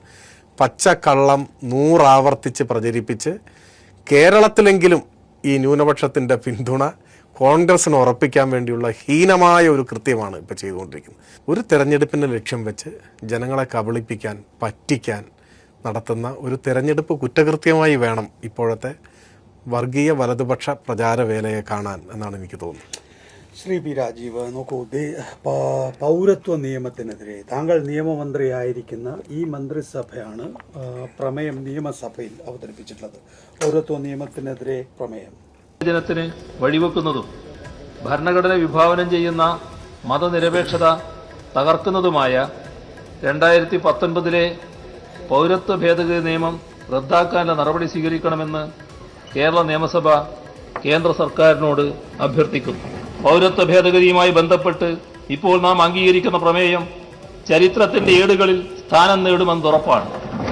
പൗരത്വ നിയമ ഭേദഗതി 2019 റദ്ദ് ചെയ്ത് രാജ്യത്തെ ജനതയെ ഒന്നായി കാണുന്ന ഭരണഘടനാ കാഴ്ചപ്പാട് മുറുകെ പിടിക്കുവാൻ കേന്ദ്ര സർക്കാർ തയ്യാറാകണം. നമ്മുടെ സംസ്ഥാനത്തിന്റെ മതനിരപേക്ഷ പാരമ്പര്യം ഒരിക്കൽ കൂടി ഉയർത്തിപ്പിടിക്കുന്നതിന്റെ ഭാഗമായി ഈ പ്രമേയം ഏകണ്ഠമായി അംഗീകരിക്കണമെന്ന് ഒരിക്കൽ കൂടി അഭ്യർത്ഥിക്കുന്നു. നോക്കൂ, ഇത്തരത്തിൽ ഇതൊരു സംസ്ഥാനത്തിന് സാധിക്കുമോ എന്നുള്ള ചോദ്യങ്ങൾ ഒക്കെ അപ്രസക്തമാക്കിക്കൊണ്ട് ഇതാദ്യമായി, രാജ്യത്ത് ആദ്യമായി 28 സംസ്ഥാനങ്ങളിൽ കേരളമാണ് ഈ പ്രമേയം അവതരിപ്പിക്കുന്നത്. എന്താണ് ഈ ജസ്റ്റർ കൊണ്ട്, അല്ലെങ്കിൽ ഈ പറയുന്ന ഈ പ്രമേയം കൊണ്ട് നമ്മൾ ഉദ്ദേശിക്കുന്നത്? അതിലൊരു കാര്യം ഇപ്പോൾ സ്വരാജ് പറഞ്ഞ് അവസാനിപ്പിച്ചപ്പോൾ ഉള്ളത്, ഒരു ആരും വിശ്വസിക്കാത്ത ഒന്നാണല്ലോ വർഗീയതയുമായി സന്ധി ചെയ്യുന്നു എന്നുള്ളത്. ഇവിടുത്തെ പ്രശ്നം തുടർച്ചയായിട്ടുള്ള ഒരു പ്രതീതി നിർമ്മിച്ചുകൊണ്ടിരിക്കുകയാണ്. വസ്തുതകൾ സമൂഹത്തിലേക്ക് എത്തിക്കാതിരിക്കുക. വസ്തുതകൾ എത്തിക്കുമ്പോൾ ഇന്ത്യയിൽ ഈ ഗവൺമെൻറ്റും അല്ലെങ്കിൽ കേരളത്തിൽ ഇടതുപക്ഷം വിശേഷ CPIM സ്വീകരിക്കുന്നത് പോലൊരു നിലപാട് വർഗീയതയ്ക്കെതിരെ വിട്ടുവീഴ്ചയില്ലാതെ സ്ഥായിയായി മറ്റാരും സ്വീകരിക്കുന്നില്ല. ഇപ്പോൾ അതിൽ ഏതെല്ലാം ടൂളുകൾ നമുക്ക് ഉപയോഗിക്കാൻ കഴിയും ഗവൺമെൻറ്റിന്? അതിലൊന്നാണ് ഇപ്പോൾ പ്രമേയം, മറ്റൊന്നാണ് നിയമനിർമ്മാണം നേറ്റിവിറ്റി കാർഡുമായി ബന്ധപ്പെട്ട്, വേറൊന്നാണ് ജുഡീഷ്യറിയെ സമീപിക്കുക, നമ്മൾ പല ഘട്ടങ്ങളിലും സുപ്രീം കോടതിയെ സമീപിച്ചിട്ടുള്ളത്, മറ്റൊന്ന് നിവേദനങ്ങളിലൂടെ നമ്മുടെ സമീപനം വ്യക്തമാക്കുക. ഇങ്ങനെ ഏത് ടൂളും രാഷ്ട്രീയ വിശദീകരണം നമ്മൾ പൊതുവെ നടത്തുന്ന രാഷ്ട്രീയ വിശദീകരണം. അപ്പോൾ നിയമസഭയ്ക്കകത്തും ഒരു ഭരണ സംവിധാനത്തിന് സാധാരണഗതിയിൽ സ്വീകരിക്കാൻ ഇതുവരെ മുൻ മാതൃകകളില്ലാത്ത എല്ലാ ടൂളുകളെയും ഉപയോഗിച്ചുകൊണ്ട് വർഗീയതയ്ക്കെതിരെയും ഈ ഗവൺമെൻറ്റിൻ്റെ നടപടികൾ, കേന്ദ്ര ഗവൺമെൻറ്റിൻ്റെ നടപടികൾക്കെതിരെയും വിട്ടുവീഴ്ചയില്ലാതെ ഇടതുപക്ഷം വെക്കുന്ന ഒരു ഗവൺമെൻറ് നമുക്ക് പറയാൻ പറ്റില്ല. ഇപ്പോൾ പൗരത്വ ഭേദഗതി നിയമസമിതി പ്രമേയം, നമ്മളാണിപ്പോൾ നേറ്റിവിറ്റി ബില്ല് കൊണ്ടുപോകുന്നത്. നേറ്റിവിറ്റി ബില്ല് സംബന്ധിച്ച് എന്ന് വെച്ചാൽ കേരളീയനായ ഒരാളും ഇന്ത്യൻ പൗരനത്തെ സംബന്ധിച്ച് ഈ നാട്ടുകാരനല്ല എന്ന് ഏത് പ്രശ്നം വന്നാലും അതിന് ആധികാരികമായി ഞാൻ കേരളീയൻ എന്ന് സ്ഥാപിക്കാൻ കഴിയുന്ന നിയമത്തിൻ്റെ പിൻബലമുള്ള ഒരു കാർഡ് കൊടുക്കാൻ നമ്മളിപ്പോൾ ബില്ല് പാസ്സാക്കി. ഇപ്പോൾ നിയമപരമായ പിൻബലം നൽകാവുന്ന നേറ്റിവിറ്റി കാർഡാണ് നമ്മൾ കൊണ്ടുവരുന്നത്. അതിൽ കൗതുകകരമായ കാര്യം, BJP എതിർക്കുന്നു എന്ന പോലെ കോൺഗ്രസ് അതിനകത്ത് വന്നേയില്ല. കോൺഗ്രസ് ആ ചർച്ചകളിൽ വന്നിട്ടില്ല. കോൺഗ്രസ് അത് സംബന്ധിച്ച് പ്രതികരിച്ചിട്ടില്ല. ഇങ്ങനൊരു സംഗതി ആവശ്യമാണെന്നോ, ഞങ്ങളിപ്പോൾ നിയമസഭയിൽ ഇന്ന കാരണം കൊണ്ട് ഞങ്ങൾ പങ്കെടുക്കുന്നില്ലെങ്കിലും ഞങ്ങൾ ഇങ്ങനൊരു ബില്ലിനെ പിന്തുണയ്ക്കുന്നു എന്ന് ഒരു ചെറിയ മറമരം പോലെ ഒരു പ്രതികരണം പോലും കോൺഗ്രസിൻ്റെ ഒരു നേതൃത്വത്തിൽ നിന്നും വന്നിട്ടില്ല. അപ്പോൾ ആ നിലപാട് സർക്കാർ സ്വീകരിക്കുന്നു. ഇനി മതന്യൂനപക്ഷങ്ങളെ സംബന്ധിച്ച് നമ്മൾ സൂക്ഷ്മമായി നോക്കുകയാണെങ്കിൽ, ഇപ്പോൾ കേരളത്തിലെ മുസ്ലിം ക്രിസ്ത്യൻ മതന്യൂനപക്ഷങ്ങൾ ഇപ്പോൾ ഒരു വിവാദം വന്നല്ലോ. റിപ്പോർട്ട് എന്താ നിങ്ങൾ പ്രസിദ്ധപ്പെടുത്താത്ത? JB കോശി റിപ്പോർട്ടിൻ്റെ വന്നല്ലോ ക്രിസ്ത്യൻ മതന്യൂനപക്ഷങ്ങളെ. ഇപ്പോൾ നമ്മുടെ റിപ്പോർട്ട് പ്രസിദ്ധപ്പെടുത്തി ആക്ഷൻ ടേക്കൺ റിപ്പോർട്ട് അതിൻ്റെ ഭാഗമായി വന്നു. ഇന്ത്യയിൽ ഏതെങ്കിലും സംസ്ഥാനം ഇത്രയും വിശദമായിട്ടൊരു പഠനം ഒരു ജസ്റ്റിസിനെ, അതും ചീഫ് ജസ്റ്റിസ് ആയിരുന്ന ഒരാളെ വെച്ചിട്ട് നടത്തിയിട്ടുണ്ടോ? ഇല്ല. പാലോളി കമ്മീഷൻ ആരെ വെച്ചത്? ഇന്ത്യയിൽ ആദ്യം സച്ചാർ കമ്മിറ്റിയുടെ തുടർച്ചയിൽ ആദ്യമായിട്ട് മുസ്ലിം ന്യൂനപക്ഷത്തിൻ്റെ ജീവിതാവസ്ഥകളെക്കുറിച്ച് പഠിക്കാൻ ആ കമ്മീഷനെ വയ്ക്കും. ആ കമ്മീഷൻ്റെ ഭാഗമായി എത്രയോ തുടർ നടപടികൾ സ്വീകരിച്ചു. ഇനി കേരളത്തിലെ അനുഭവം തന്നെ എടുത്താൽ, ഇപ്പോൾ മലപ്പുറം ജില്ല, അത് പിന്നെ ഒരു സമൂഹത്തിൻ്റെ എല്ലാം കരുതാം, എങ്കിലും ആ പ്രദേശത്തിൻ്റെ വികസനത്തിന് സഹായകരമായ ഒന്നാണ്. ഇപ്പോൾ മദ്രസ പെൻഷൻ വലിയ പ്രശ്നം വന്നില്ലേ, ക്ഷേമനിധി. പക്ഷെ അത് ഗവൺമെൻറ്റിൻ്റെ ആണോ അത്തരം കാര്യം, ക്ഷേമനിധി പെൻഷൻ പോകുന്നു. ഇപ്പോൾ ഹജ്ജ് ഹൗസ് കോഴിക്കോട് പാലോളി ആയിരിക്കും ഹജ്ജ് ഹൗസ് കൊണ്ടുപോകുന്നു. ഇപ്പോൾ നമ്മൾ വനിതകൾക്ക് വേണ്ടി പ്രത്യേക ഹജ്ജ് ഹൗസ് കൊണ്ടുപോകുന്നു. കണ്ണൂർ ഹജ്ജ് ഹൗസിൻ്റെ നിർമ്മാണം നടക്കുന്നു. എറണാകുളത്താണ് സിയാലിലാണെങ്കിൽ പ്രത്യേകം അവരുടെ ഒരു സംവിധാനം തന്നെ ഒരുക്കിയിരിക്കുന്നു. ഇങ്ങനെ ചെറിയ കാര്യം നോക്കിയാലും വിശാലമായ രാഷ്ട്രീയ നിലപാടും ഭരണപരമായ നിലപാട് സ്വീകരിച്ചാലും മതന്യൂനപക്ഷ താല്പര്യങ്ങൾ സംരക്ഷിക്കുന്നത് ഒരു ഗവൺമെൻറ്റിൻ്റെ ഇടതുപക്ഷത്തിൻ്റെ ഉത്തരവാദിത്തമാണ്. ഏത് മതന്യൂനപക്ഷമാകാം. ചിലർ പറയും ഇവർ ഇടതുപക്ഷമാണ് ഞങ്ങളെ സംരക്ഷിക്കാൻ വരുന്നത്. അങ്ങനെ സംരക്ഷകരുടെ റോള് വേണ്ട. ഇതാണ് ജമാഅത്ത് ഇസ്ലാമി പോലെയുള്ള ആളുകളുടെ ഒരു പ്രചരണം എന്നുള്ളത്. യഥാർത്ഥത്തിൽ മതനിരപേക്ഷതയെ സംരക്ഷിക്കാനായിട്ട് എല്ലാവരും ചേർന്നുള്ള ഒരു പ്രവർത്തനമാണ് വേണ്ടത്. ന്യൂനപക്ഷം എത്ര സംഘടിച്ചാലും ന്യൂനപക്ഷമായിരിക്കും. ന്യൂനപക്ഷം എന്ന നിലയിൽ മാത്രം സംഘടിക്കുന്നത് ഭൂരിപക്ഷത്തിനകത്തുള്ള വർഗീയവാദ ചിന്ത ശക്തിപ്പെടുത്താൻ ഉപകരിക്കുകയും ചെയ്യും. ന്യൂനപക്ഷവും ഭൂരിപക്ഷത്തിനകത്തുള്ള മതനിരപേക്ഷവാദികൾ, പൊതുവെ മതനിരപേക്ഷ സമൂഹവും ഒന്നിച്ച് ചേർന്ന് നിന്നുകൊണ്ട് മാത്രമേ ന്യൂനപക്ഷത്തെ തന്നെ ഇല്ലാതാക്കാൻ ശ്രമിക്കുക കൂടി ചെയ്യുന്ന ഈ വർഗീയതയെ, ഭൂരിപക്ഷ വർഗീയതയുടെ ഇതിനെ പ്രതിരോധിക്കാൻ കഴിയുകയുള്ളൂ. ഇപ്പോൾ 370 പറഞ്ഞല്ലോ, അന്ന് യഥാർത്ഥത്തിൽ ആദ്യം അങ്ങോട്ട് പോകാൻ തയ്യാറായ ആൾ CPMൻ്റെ ജനറൽ സെക്രട്ടറി, അന്നത്തെ ജനറൽ സെക്രട്ടറി സീതാറാമാണ്. സീതാറാം പോയി വിമാനം അവിടെ ചെന്നിട്ട് പുറത്തേക്ക് ഇറങ്ങാൻ അനുവദിച്ചിട്ടില്ല. അന്ന് പാർലമെൻറ്റിൽ അവിടെ രാജ്യസഭയിൽ കോൺഗ്രസിൻ്റെ നേതാവ് ഉണ്ടായിരുന്നു. അത് ഇപ്പോൾ കോൺഗ്രസിൻ്റെ ഒപ്പമില്ല, ഗുലാം നബി ആസാദ്. ഈ സ്വരാജ് പറഞ്ഞ പോലെ പല തെരഞ്ഞെടുപ്പിലും പിന്നെ ഇദ്ദേഹത്തിൻ്റെ പേര് ഒരു മുസ്ലിം പേരായതുകൊണ്ട് മറ്റ് സ്റ്റേറ്റിലേക്കൊന്നും വിടാതിരുന്ന ആളാണ്. പക്ഷെ അദ്ദേഹം പോലും അങ്ങോട്ട് പോയിരുന്നില്ല. അപ്പോൾ ആ ഘട്ടത്തിലും പാർട്ടിയുടെ വലുപ്പത്തിനേക്കാൾ അപ്പുറത്തേക്കൊരു നിലപാടിൻ്റെ കരുത്തുകൊണ്ടും പ്രതിബദ്ധത കൊണ്ടും പോയത് CPM ജനറൽ സെക്രട്ടറിയാണ്. ആദ്യം കോടതിയെ സമീപിക്കുന്നത്, സുപ്രീം കോടതിയെ സമീപിക്കുന്നത് CPIM ആണ്. അപ്പോൾ അത് കേന്ദ്ര സമീപനമായാലും ഇവിടെ കേരളത്തിലായാലും ഒരു ഉറച്ച നിലപാട് സ്വീകരിക്കാൻ കഴിയുന്നു എന്നുള്ളതാണ്. എവിടെയൊക്കെ ന്യൂനപക്ഷം ആക്രമിക്കപ്പെടുന്നുവോ അപ്പോഴൊക്കെ ആ കാര്യത്തിൽ പ്രതിരോധം തീർക്കാൻ, അതിനൊരു ശക്തമായി ശരിയായ നിലപാട് സ്വീകരിക്കാൻ, പ്രതിഷേധം എടുക്കാൻ എല്ലാം കഴിയുന്നത് ഇടതുപക്ഷത്തിന് മാത്രമാണ്. ഗവൺമെൻറ്റിൻ്റെ പ്രവർത്തനങ്ങൾ നോക്കിക്കഴിഞ്ഞാൽ ഈ ഗവൺമെൻറ്റിൻ്റെ പ്രവർത്തനത്തിൽ വസ്തുതാപരമായി ഇന്ന കാര്യത്തിൽ തെറ്റ് ചെയ്തു എന്ന് പറയാവുന്ന ഒരു കാര്യവും ചൂണ്ടിക്കാണിക്കാനേ കഴിയുന്നില്ല. എന്നാൽ തെറ്റായ നുണകൾ ഇങ്ങനെ പ്രചരിപ്പിച്ചുകൊണ്ടിരിക്കും. നുണകളുടെ തുടർച്ചയായ നിർമ്മാണം വഴി ഒരു ഇടതുപക്ഷം എന്നുള്ളത് മുസ്ലിം ന്യൂനപക്ഷ വിരുദ്ധമാണ് എന്ന് സ്ഥാപിക്കാനാണ് ഈ കൂട്ടർ ശ്രമിച്ചുകൊണ്ടിരിക്കുന്നത്. അതിന് വസ്തുതയുമായി ഒരു പുലബന്ധം പോലും ഇല്ലാത്ത നുണകളാണ് പ്രചരിപ്പിക്കുന്നത്. പലതും നമ്മളിപ്പോൾ പബ്ലിക് ഡൊമൈനിനകത്ത് കാണുന്നുണ്ടല്ലോ. എന്നാൽ എനിക്ക് തോന്നുന്നു അതിനെ ഒരു ഘട്ടം വരെ കഴിയുള്ളൂ. ചിലപ്പോൾ ഒരു പഞ്ചായത്ത് തെരഞ്ഞെടുപ്പ് ഘട്ടത്തിൽ കുറേ ആളുകൾക്ക് അങ്ങനെ വിശ്വസിച്ചിരുന്നു വരാം. പക്ഷേ അതിനെല്ലാം ആ നിമിഷ ആയുസ് മാത്രമാണുള്ളതെന്ന് ഇപ്പോൾ ബോധ്യപ്പെടുന്നുണ്ട് ഓരോ ഘട്ടങ്ങളിലും. ഇപ്പോൾ നേറ്റിവിറ്റി ബില്ലാകാം, പിന്നെ സെൻസസ് വരുമ്പോൾ അത് പൗരത്വ ഭേദഗതിയുമായിട്ടോ അല്ലെങ്കിൽ നാഷണൽ പോപ്പുലേഷൻ രജിസ്റ്ററുമായോ ബന്ധപ്പെടുത്തില്ല എന്ന് വിജ്ഞാപനം ഗവൺമെൻറ് ഉത്തരവ് പുറപ്പെടുവിച്ചു ഒറ്റ സംസ്ഥാനമുള്ളൂ ഇന്ത്യയിൽ. ഇതൊന്നും വിസിബിലിറ്റിയിൽ വരുന്നില്ല, വേറൊരു സംസ്ഥാനം ചെയ്തിട്ടില്ല. ഈ പൗരത്വത്തെക്കുറിച്ചുള്ള ആശങ്കകൾ വരുമ്പോൾ ഈ വരാനിരിക്കുമ്പോൾ സെൻസസ് അതിൻ്റെ ഒരു ആയുധമായി മാറുമോ, SIRൻ്റെ തുടർച്ചയിൽ വരുന്നു എന്ന ഭീതി നിലനിൽക്കുമ്പോൾ ഒരു ഗവൺമെൻറ്, സംസ്ഥാന ഗവൺമെൻറ് അവർക്ക് അധികാരമുണ്ടോ ഇല്ലയോ എന്നതിനെ ചർച്ച ചെയ്ത് അതിനപ്പുറത്തേക്ക് തന്നെ ഇവിടെ ഇത് ബാധകമാകില്ല എന്ന് മുഖ്യമന്ത്രി നടത്തിയ പ്രസംഗം സർക്കാരിൻ്റെ ഉത്തരവിലൂടെ ആധികാരിക രേഖയായി പുറത്തേക്ക് വന്നു കഴിഞ്ഞു. ഈ നിലപാടുകൾ സമൂഹത്തിലേക്ക് എത്താതിരിക്കാൻ ബോധപൂർവമായ ശ്രമം നടക്കുന്നു എന്നാണ് നാം മനസ്സിലാക്കേണ്ടത്. ഇത് നമുക്ക് നടപ്പാക്കില്ല എന്ന് പറയാം, അത് രാഷ്ട്രീയമാണ്. പക്ഷെ നടപ്പാക്കാതിരിക്കാൻ ഒരു സംസ്ഥാനത്തിന് കഴിയുമോ എന്നുള്ളത് ആണ് ഏറ്റവും പ്രധാനപ്പെട്ട കാര്യം. ശ്രീ സ്വരാജ്, അതിനൊരു രാഷ്ട്രീയ ഇച്ഛാശക്തി മാത്രം മതിയാകുമോ? രാഷ്ട്രീയ ഇച്ഛാശക്തി അല്ലെ പറയാറുണ്ട് സാധാരണ, മനുഷ്യരുടെ ഇച്ഛാശക്തി മഹാപർവ്വതങ്ങളുടെ പോലും ഗതി മാറ്റും എന്നൊക്കെ പറയാറുണ്ട്. രാഷ്ട്രീയ ഇച്ഛാശക്തി പ്രധാനമാണ്, അതുണ്ടാവുക എന്നത് പ്രധാനമാണ്. ആ രാഷ്ട്രീയ ഇച്ഛാശക്തിയുടെ പിന്നിൽ ജനങ്ങളെ ആകെ അണിനിരത്താൻ കഴിയുമ്പോഴാണ് നമുക്ക് അസാധ്യമെന്ന് കരുതുന്ന പലതും നേടിയെടുക്കാനാവുക. വലിയ ജനകീയ പ്രതിരോധത്തിൻ്റെ മുന്നിൽ തെറ്റായ നയങ്ങൾ തിരുത്താൻ കേന്ദ്ര സർക്കാരിന് നിർബന്ധിതമാകുക തുടങ്ങിയിട്ടുള്ള കാര്യങ്ങളൊക്കെ അതിൻ്റെ ഭാഗമായി വരുന്നതാണ്. ഈ സാങ്കേതികമായ ചില കാര്യങ്ങളിൽ ചൂണ്ടിക്കാണിച്ചുകൊണ്ടാണ് ഇത്തരത്തിലുള്ള ചോദ്യങ്ങൾ ഉയർന്നു വരുന്നത്. ആ ചോദ്യം തന്നെ ന്യൂനപക്ഷ വിരുദ്ധമാണ്, അരാഷ്ട്രീയവാദപരവുമാണ്. കാരണം ഏതെങ്കിലും ഒരു ചെറിയ കാര്യത്തിലുള്ള നിയമപരമായ പ്രശ്നം പോലെയല്ല ഇത് തലമുറകളായി ഇവിടെ ജനിച്ചു വളർന്ന ആളുകളെ സംബന്ധിച്ചൊരു സുപ്രഭാതത്തിൽ ഒരു നിമിഷാർത്ഥത്തിൽ അവർ ഈ രാജ്യക്കാരല്ല, അവരുടെ പൗരത്വം തെളിയിക്കണം, അതിന് രേഖ വേണം, അവർ ഇന്ത്യ വിട്ടു പോകണം, അല്ലെങ്കിൽ അവർ ഈ ജയിലിലേക്ക് പോകണം എന്നൊരു നിലപാട് സ്വീകരിക്കുമ്പോൾ അവിടെ മറ്റ് സാങ്കേതികമോ അല്ലെങ്കിൽ മറ്റേതെങ്കിലും തരത്തിലുള്ള തലനാരിഴ കീറിയ ചർച്ചകൾക്കോ പ്രസക്തിയില്ല.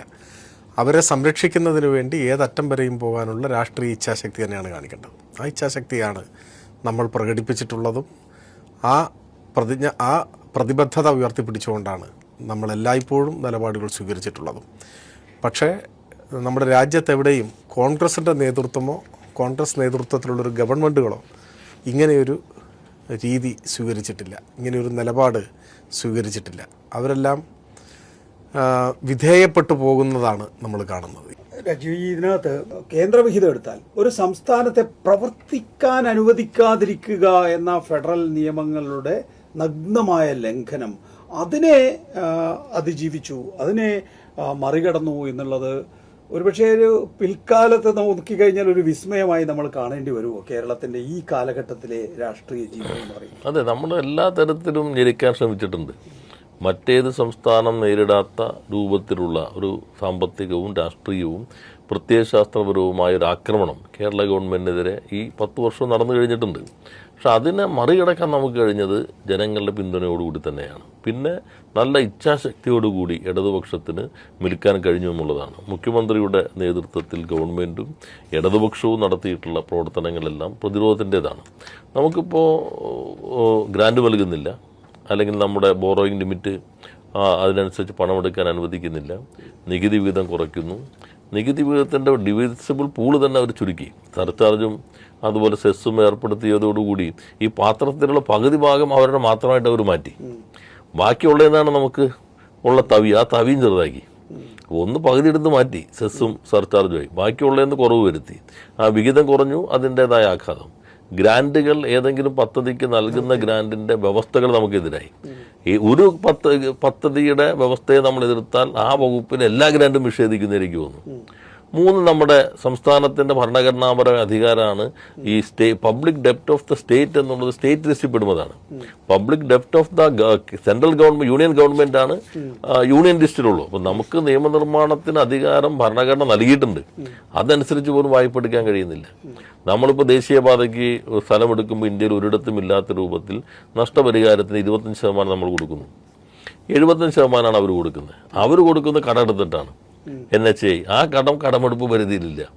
നമ്മൾ 25% കൊടുക്കുന്ന കടം നമ്മുടെ കടമെടുപ്പ് പരിധിയിലുണ്ട്. അപ്പോൾ എല്ലാ തരത്തിലും നമ്മളെ ഞെരുക്കുകയാണ് ചെയ്തത്. പക്ഷേ ഇവിടെ നമ്മൾ കാണേണ്ട ഒരു പ്രധാനപ്പെട്ട ഭാഗം, ഈ ഘട്ടത്തിലെല്ലാം കോൺഗ്രസ് സ്വീകരിക്കുന്ന ഒരു കുറ്റകരമായിട്ടുള്ള നിശബ്ദതയ്ക്കപ്പുറത്ത് അവരോട് ചേർന്ന് നിൽക്കുകയാണ് ചെയ്യുന്നത്. കേരളത്തിൻ്റെ സാമ്പത്തിക സ്ഥിതി അപ്പോൾ നേരെ കേരളത്തിൻ്റെതാണ് കുഴപ്പം എന്ന മട്ടിലേക്കാണ് വരുന്നത്. കോൺഗ്രസ് കുറ്റകരമായ ഒരു നിലപാട് സ്വീകരിച്ചിരിക്കുന്നു. അവർ BJPയുടെ യൂണിയൻ ഗവൺമെൻറ്റിന് അനുകൂലമായിട്ടാണ് എല്ലാ കാര്യങ്ങളും നിലപാട് സ്വീകരിച്ചിട്ടുള്ളത്. ഏതെങ്കിലും ഒരു ഘട്ടത്തിൽ ശക്തമായൊരു നിലപാട് സ്വീകരിക്കുന്നുണ്ടോ? ഇപ്പോൾ ഏത് പ്രശ്നം എടുത്തു കഴിഞ്ഞാലും പ്രതിപക്ഷത്തിന് നോക്കിക്കോളും. നിയമസഭയിൽ ഒരിക്കൽ ഞങ്ങൾ ചോദിച്ചു, നിങ്ങൾ ആരാണ് നിങ്ങളുടെ മുഖ്യ ശത്രു? അവർ CPM ആണെന്ന് പറഞ്ഞു. സുധാകരൻ നേരത്തെ പരസ്യമായി തന്നെ പറഞ്ഞു, നിയമസഭയ്ക്കകത്ത് പറഞ്ഞു. അപ്പോൾ BJPയേക്കാൾ CPMനെയാണ് അവർ ശത്രുപക്ഷത്ത് കാണുന്നത്. അപ്പോൾ എന്നിട്ട് ന്യൂനപക്ഷത്തിന്റെ സംരക്ഷണം ഞങ്ങളാണ് ചെയ്യാൻ പോകുന്നതെന്ന് പറയുകയും ചെയ്യുന്നു. അപ്പോൾ ഇത് യഥാർത്ഥത്തിൽ ഈ മറ്റേ ഓടക്കുഴൽ വായിച്ചിട്ട് ആളുകളെ കൊണ്ടുപോയതുപോലെ ന്യൂനപക്ഷങ്ങൾ ഉൾപ്പെടെ തങ്ങളോടൊപ്പമുള്ള ആളുകളെ BJP പാളയത്തിലേക്ക് എത്തിക്കാൻ ശ്രമിക്കുന്നത്. ഇതിന് ഇപ്പോൾ പ്രതിപക്ഷ നേതാവ് പറഞ്ഞത് വളരെ സത്യസന്ധമായി പറഞ്ഞ ഒരു ഭാഗമുള്ളൂ. അത് കുറേ കാലം അറിയാലോ. അത് ഞങ്ങളുടെ നരേറ്റീവ് കഴിഞ്ഞൊന്ന് വിജയിച്ചു എന്നുള്ളതാണ്. ഇപ്പോൾ നികേഷ് ശേഖർ മാധ്യമ പ്രവർത്തകൻ എന്ന നിലയിൽ അറിയാം, നരേറ്റീവ് ഇപ്പോഴത്തെ പ്രൊപ്പഗൻഡ മിഷണറിയിൽ എന്ന് പറഞ്ഞാൽ നിർമ്മിതമായിട്ട് വരുന്നത്. അപ്പോൾ അവർ നരേറ്റീവ് രൂപപ്പെടുത്തി. ആ രൂപപ്പെടുത്തിയത് പഞ്ചായത്ത് തെരഞ്ഞെടുപ്പിൽ വിജയിച്ചു. ഇനി ഇതിന് ഞങ്ങൾ അത് വിജയിപ്പിക്കും എന്നാണ് അദ്ദേഹം പറഞ്ഞതിൻ്റെ ഭാഗം. ഈ നരേറ്റീവിന് കുറേ ചരിത്രമുണ്ട്. ഇപ്പോൾ നമ്മളെല്ലാവരും പറയില്ല എങ്ങനെ BJP ഇന്ത്യയിൽ വളർന്നത്. അപ്പോൾ കേരളത്തിൽ ആദ്യം പറയുമ്പോൾ എന്താ, 2 സീറ്റുണ്ടായ BJPയെ ഇവരും കൂടി നിന്ന് പിന്തുണച്ചിട്ടാണ് VP സിംഗിനെ ഇവർ ഒന്നിച്ച് ഭരിച്ചത് കൊണ്ടാണ് BJP ശക്തമായി വന്നതെന്നാണ് ഒരു നരേറ്റീവ്. യഥാർത്ഥത്തിൽ ആ തെരഞ്ഞെടുപ്പിന് 2 സീറ്റ് ഉള്ളപ്പോൾ തന്നെ BJP ജനസംഘത്തിന് തുടർച്ചയാണ്. 35 സീറ്റ് വരെ ഉണ്ടായ ജനസംഘത്തിൽ നിന്നാണല്ലോ ജനതാ പാർട്ടി ലയിച്ചു. പിന്നെ വീണ്ടും BJPയിലേക്കൊന്ന് 2. പക്ഷെ പുറത്തു നിന്ന് പിന്തുണയ്ക്കുമ്പോൾ എത്ര സീറ്റുണ്ട് BJPക്ക്? 85 സീറ്റുണ്ട്. അതിന് മുൻപുള്ള തെരഞ്ഞെടുപ്പിൽ ഒരു മുന്നണിയായിട്ട് ആരും മത്സരിച്ചിട്ടില്ല. അപ്പോൾ ഈ പുറത്തു നിന്ന് പിന്തുണയ്ക്കുന്ന BJP 2 സീറ്റുള്ള BJP അല്ല, 85 സീറ്റുള്ള BJPയാണ്. പക്ഷെ പ്രതീതി എന്താ, 2 സീറ്റ് ഉണ്ടായിരുന്നു. ഇവർ പിന്തുണച്ച അപ്പുറത്തുനിന്ന് ഇപ്പോൾ 2 സീറ്റ് ഉണ്ടെങ്കിൽ പിന്തുണയ്ക്കുമല്ലോ, പ്രാധാന്യം പോലും ഇല്ല എന്ന ലളിത യുക്തി പോലും ഈ പ്രചരണത്തിൽ വരില്ല. പിന്നെ എവിടെയാണ് ഇവിടെ ഞങ്ങൾ പുറത്ത് നിന്നുകൊണ്ട് മാത്രമാണ് അവരും പുറത്തേക്ക് നിർബന്ധിതമായത്. പക്ഷെ ഇന്ത്യയുടെ പാർലമെന്റിന്റെ ഇതേവരെയുള്ള ചരിത്രത്തിൽ നിങ്ങൾ വർഗീയതയ്ക്കൊപ്പമോ അല്ലയോ എന്ന ചോദ്യത്തെ അടിസ്ഥാനപ്പെടുത്തി ഒരേ ഒരു വിശ്വാസ വോട്ടെടുപ്പ് നടന്നിട്ടുള്ളൂ VP സിംഗിന്റെ. അവിടെ BJPയും കോൺഗ്രസ് ഒന്നിച്ച വോട്ട് ചെയ്തത്. ഇവിടെ പുറത്തു നിന്ന് പിന്തുണച്ചു എന്നുള്ള ഈ നരേറ്റീവിനാണത്. പക്ഷെ BJPയും കോൺഗ്രസും ഒന്നിച്ച് വോട്ട് ചെയ്തിട്ടാണ് ബാബറി മസ്ജിദ് തകർക്കാൻ വന്ന നമ്മുടെ അദ്വാനിയുടെ രഥയാത്രയെ തടഞ്ഞു എന്നതിന്റെ പേരിൽ മാത്രം ന്യൂനപക്ഷമായി മാറിയ VP സിംഗിനെ താഴെ ഇറക്കിയത്. അപ്പോൾ ഈ വസ്തുതയിൽ നിന്നും മാറി നരേറ്റീവ് രൂപപ്പെടുത്തുന്നു. ഇത് നമ്മൾ എത്ര ആവർത്തി പറഞ്ഞാലും ഇതുവരിങ്ങനെ തുടർച്ചയായി ഇത് തന്നെ പറഞ്ഞുകൊണ്ടേയിരിക്കും. ഈ നരേറ്റീവിൻ്റെ ഇതിൻ്റെ തുടർച്ചയിലാണ് ഇപ്പോഴും പല നരേറ്റീവ് വരുന്നത്. യഥാർത്ഥത്തിൽ ഞാൻ കഴിഞ്ഞ ദിവസം ചോദിച്ചില്ല, എന്തുകൊണ്ട് ഒരു കർണാടക സ്റ്റോറി ആരും ഉണ്ടാക്കുന്നില്ല? എന്തുകൊണ്ട് ഒരു തെലുങ്കാന സ്റ്റോറി ആരും ഉണ്ടാക്കിയെന്നില്ല? എന്തുകൊണ്ട് ഹിമാചൽ സ്റ്റോറി ആരും ഉണ്ടാക്കിയില്ല? കാരണം ആ സ്റ്റോറിക്ക് ഗുജറാത്ത് സ്റ്റോറിയും UP സ്റ്റോറിയായിട്ടൊരു വ്യത്യാസം ഉണ്ടാവില്ല. എന്തുകൊണ്ട് കേരള സ്റ്റോറി മാത്രം വരുന്നു? കേരളം വ്യത്യസ്തമായി നിൽക്കുന്നു. കേരളം ഇവർക്കെതിരെ പ്രതിരോധം തീർക്കുന്നു. അതുകൊണ്ട് കേരളത്തെ ദുർബലപ്പെടുത്തേണ്ട അവരുടെ ആവശ്യമാണ്. കർണാടക, തെലുങ്കാന അല്ലെങ്കിൽ ഹിമാചൽ എവിടെയാണെങ്കിലും കോൺഗ്രസ് അധികാരത്തിലിരുന്നാൽ അതിവേഗതയിൽ BJPയിലേക്ക് മാറും. ഇനി കോൺഗ്രസ് അധികാരത്തിലിരിക്കുന്നിടത്ത് തന്നെ നേരത്തെ സ്വരാജ് പറഞ്ഞ പോലെ BJPയെ പോലും നാണിപ്പിക്കുന്ന രൂപത്തിൽ അതേ നടപടികളാണ് അവർ മുന്നോട്ട് കൊണ്ടുപോകുന്നത്. നമ്മൾ കേരളം എല്ലാ തരത്തിലും വ്യത്യസ്തമാണ്. ആ മതനിരപേക്ഷ ഉള്ളടക്കം സംരക്ഷിക്കപ്പെടുന്നു. മതന്യൂനപക്ഷങ്ങൾക്കൊരു സുരക്ഷിത അവബോധം രൂപം കൊള്ളുന്നു. അത് കേരളത്തിലുണ്ട് എന്നതുകൊണ്ട് മാത്രമാണ് ഈ കേരള സ്റ്റോറികൾ തുടർച്ചയായി വരുന്നത്. നേരത്തെ നികേഷ് ചോദിച്ച പോലെ സിനിമകളിലൂടെ മറ്റ് കൃതികളിലൂടെ എല്ലാം കേരളത്തെ രാഷ്ട്രീയം, സാംസ്കാരികം, സാമ്പത്തികം, സാമൂഹികം, ഭരണപരം എല്ലാമായി ഞെരുക്കാൻ, ഗവൺമെൻറ്റിനെ അല്ല കേരളത്തെ തന്നെ ഞെരുക്കാനാണ് ഈ ശ്രമം നടക്കുന്നത്. സ്വരാജ്, ഈ നേരത്തെ രാജീവ് പറഞ്ഞല്ലോ BJP-യേക്കാൾ വലിയ ശത്രു CPM ആണ് എന്ന് KPCC അധ്യക്ഷൻ തന്നെ പറയുന്ന ഒരു സാഹചര്യം ഉണ്ടെന്ന്. പക്ഷേ ഇടതുപക്ഷ ജനാധിപത്യ മുന്നണി തന്നെ വീണ്ടും അധികാരത്തിൽ വരുന്നതാണ് BJP-യെ സംബന്ധിച്ചിടത്തോളം നല്ലത് എന്നും BJP അതിനുവേണ്ടിയാണ് ശ്രമിക്കുക എന്നും അങ്ങനെയാണെങ്കിൽ കോൺഗ്രസ് ദുർബലപ്പെടുമെന്നും അങ്ങനെ ദുർബലപ്പെട്ടാൽ BJP-ക്ക് ഒരു ബദലായി ഉയർന്നു വരാൻ സാധിക്കുമെന്നുള്ള ഈ പറയുന്ന ആഖ്യാനം കോൺഗ്രസ് തന്നെ ഉണ്ടാക്കിയിട്ടുണ്ട്. അതുകൊണ്ട് ഞങ്ങൾക്ക് വോട്ട് ചെയ്യൂ എന്നാണ് പഞ്ചായത്ത് തെരഞ്ഞെടുപ്പിൽ. ഇല്ലെങ്കിൽ ഈ തെരഞ്ഞെടുപ്പിൽ ഇല്ലെങ്കിൽ, ഞങ്ങൾ ഭരണത്തിലില്ലെങ്കിൽ, ചുരുക്കത്തിൽ പറഞ്ഞാൽ ഞങ്ങൾ ഭരണത്തിലില്ലെങ്കിൽ ഞങ്ങൾ നശിച്ചു പോകും എന്നാണ് കോൺഗ്രസിൻ്റെ ഒരു നറേറ്റീവ്.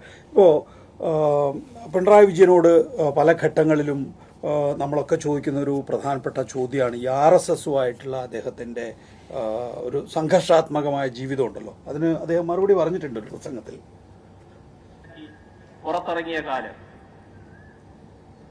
ആ കാലം ഈ പറയുന്ന RSSകാർക്ക് അറിയില്ലെങ്കിൽ പഴയ RSSകാരോട് ചോദിക്കണം. അന്ന് നിങ്ങളുടെ കയ്യിലുള്ള ഊരിപ്പിടിച്ച കത്തിയും ഉയർത്തിപ്പിടിച്ച വഴിപാടുകളുടെയും നടുക്കുകൂടെ തന്നെ ഞാൻ നടന്നുപോയിട്ടുണ്ട്.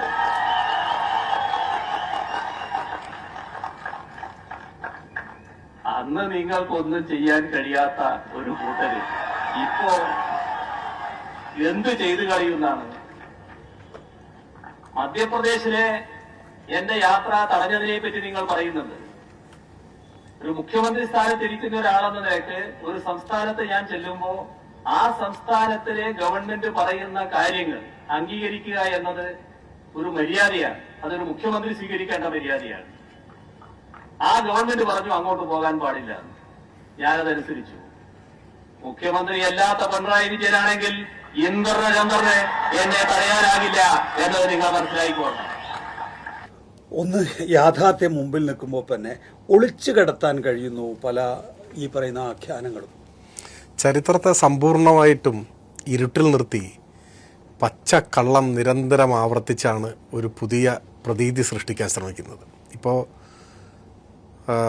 സംഘപരിവാറുമായി RSSുമായി ഏറ്റവും ചേർന്ന് നിന്ന് ചരിത്രത്തിലുടനീളം മുൻപോട്ട് പോയ ഒരു ചരിത്രമാണ് കോൺഗ്രസ്സിനുള്ളത്. ഇപ്പോൾ നെഹ്റുവിൻ്റെ ഒന്നാമത്തെ ക്യാബിനറ്റിൽ ശ്യാമപ്രസാദ് മുഖർജി അംഗമായിരുന്നല്ലോ. എങ്ങനെ വന്നു?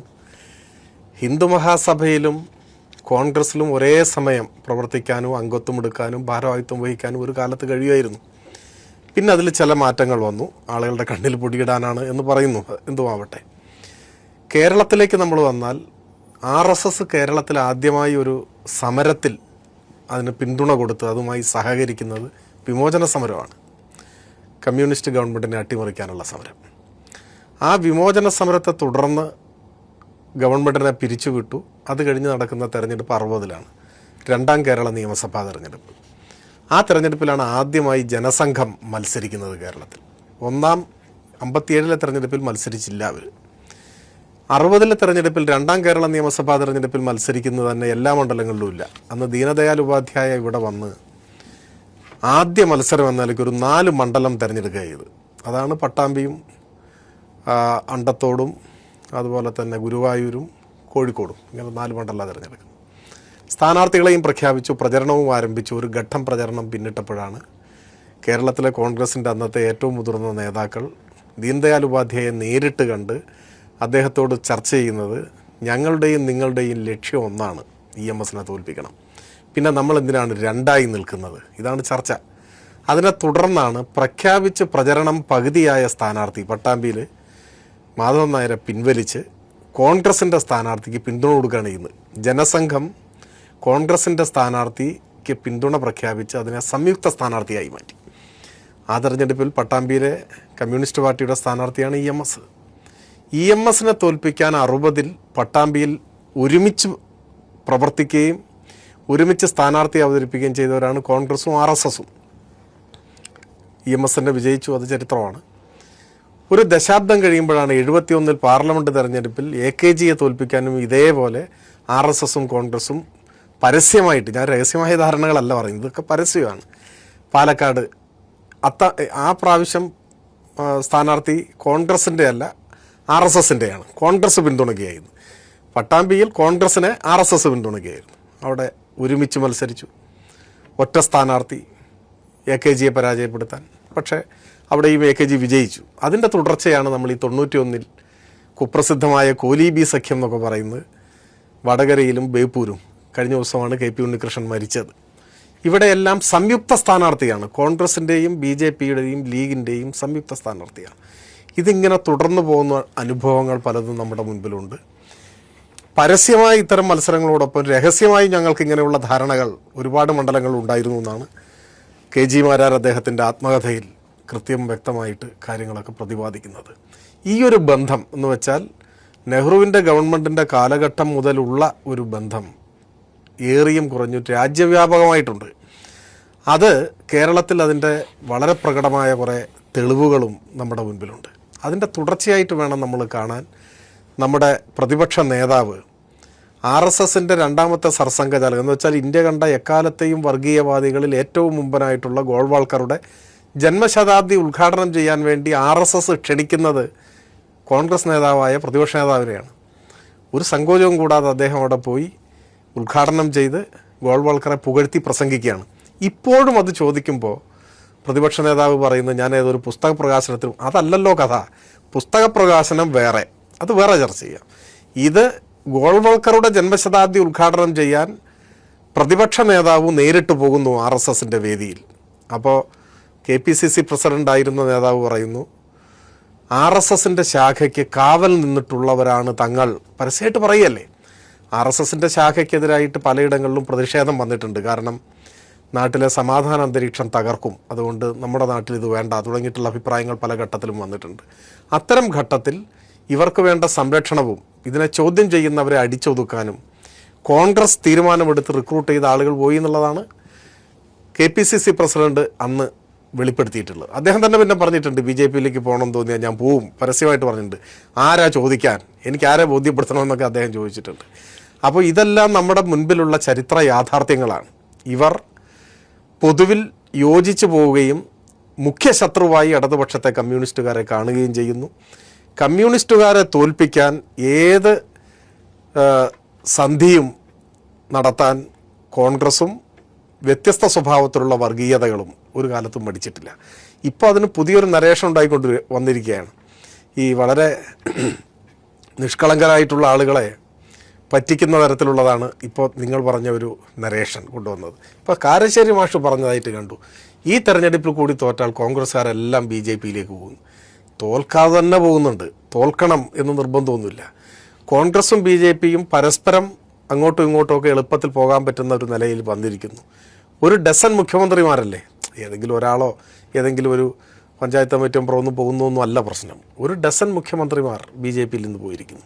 ഇന്ന് BJPയുടെ പാർലമെന്റിലെ ഭൂരിപക്ഷം അംഗങ്ങളും പഴയ കോൺഗ്രസ്സുകാരായിട്ടുള്ളവരാണ്. അപ്പോൾ ഞാൻ പറഞ്ഞു വന്നത്, ഈ തെരഞ്ഞെടുപ്പിൽ ഏത് വിധേനയും ജയിച്ചു വരണം, അതിന് ഏത് ഹീനമാർഗവും സ്വീകരിക്കാമെന്ന നിലയിലേക്ക് UDF എത്തി, അതിൻ്റെ നേതൃത്വം എത്തി. പച്ച കള്ളം പറഞ്ഞ ആളുകളെ തെറ്റിദ്ധരിപ്പിക്കാൻ, ചരിത്ര യാഥാർത്ഥ്യങ്ങളെ മറച്ചു വയ്ക്കാൻ, യാതൊരു നീതീകരണവുമില്ലാത്ത നിലയിൽ ഈ നുണപ്രചാര വേല നടത്തി ഒരു പ്രതീതി സൃഷ്ടിക്കാനാണ് ഇപ്പോൾ ശ്രമിച്ചുകൊണ്ടേയിരിക്കുന്നത്. ഇപ്പോൾ നിങ്ങൾ നോക്കൂ, കേരളത്തിൽ നേരിടുന്ന അവഗണനയാണ് ഇപ്പോൾ പ്രിയപ്പെട്ട സഖാവ് രാജീവ് കൂടെ പറഞ്ഞത്. കേരളത്തിൻ്റെ ഇപ്പോൾ ഇന്ത്യയിലെ ഓരോ സംസ്ഥാനത്തിൻ്റെയും മൊത്തം വരുമാനം എടുത്തു കഴിഞ്ഞാൽ അതിൻ്റെ നല്ല പങ്കും കേന്ദ്രത്തിൻ്റെ വിഹിതമാണ്. ബജറ്റ് വിഹിതമായിട്ടോ ഗ്രാൻഡായിട്ടോ ഒക്കെ വരുന്ന പണമാണ്. ബീഹാറിൻ്റെ മൊത്തം സംസ്ഥാന വരുമാനത്തിൻ്റെ ഏതാണ്ട് 75% കേന്ദ്രത്തിൻ്റെ വിഹിതമാണ്. ഏതാണ്ട് അതിനടുത്ത് നിൽക്കുന്നു ത്രിപുര, അങ്ങനെ പോകുന്നു.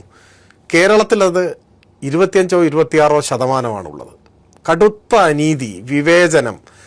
ഇന്ത്യയിലെ ഒരു സംസ്ഥാനമാണോ കേരളമെന്ന് സംശയിക്കത്തക്ക വിധത്തിലുള്ള കൊടും ക്രൂരത നമ്മൾ നേരിടുകയാണ്. അതിനെതിരെ മുഖ്യമന്ത്രിയുടെയും ഇവരുടെ എല്ലാം നേതൃത്വത്തിൽ, ജനപ്രതിനിധികൾ മന്ത്രിമാരുടെ എല്ലാം നേതൃത്വത്തിൽ ഡൽഹിയിൽ പോയി സമരം ചെയ്തു.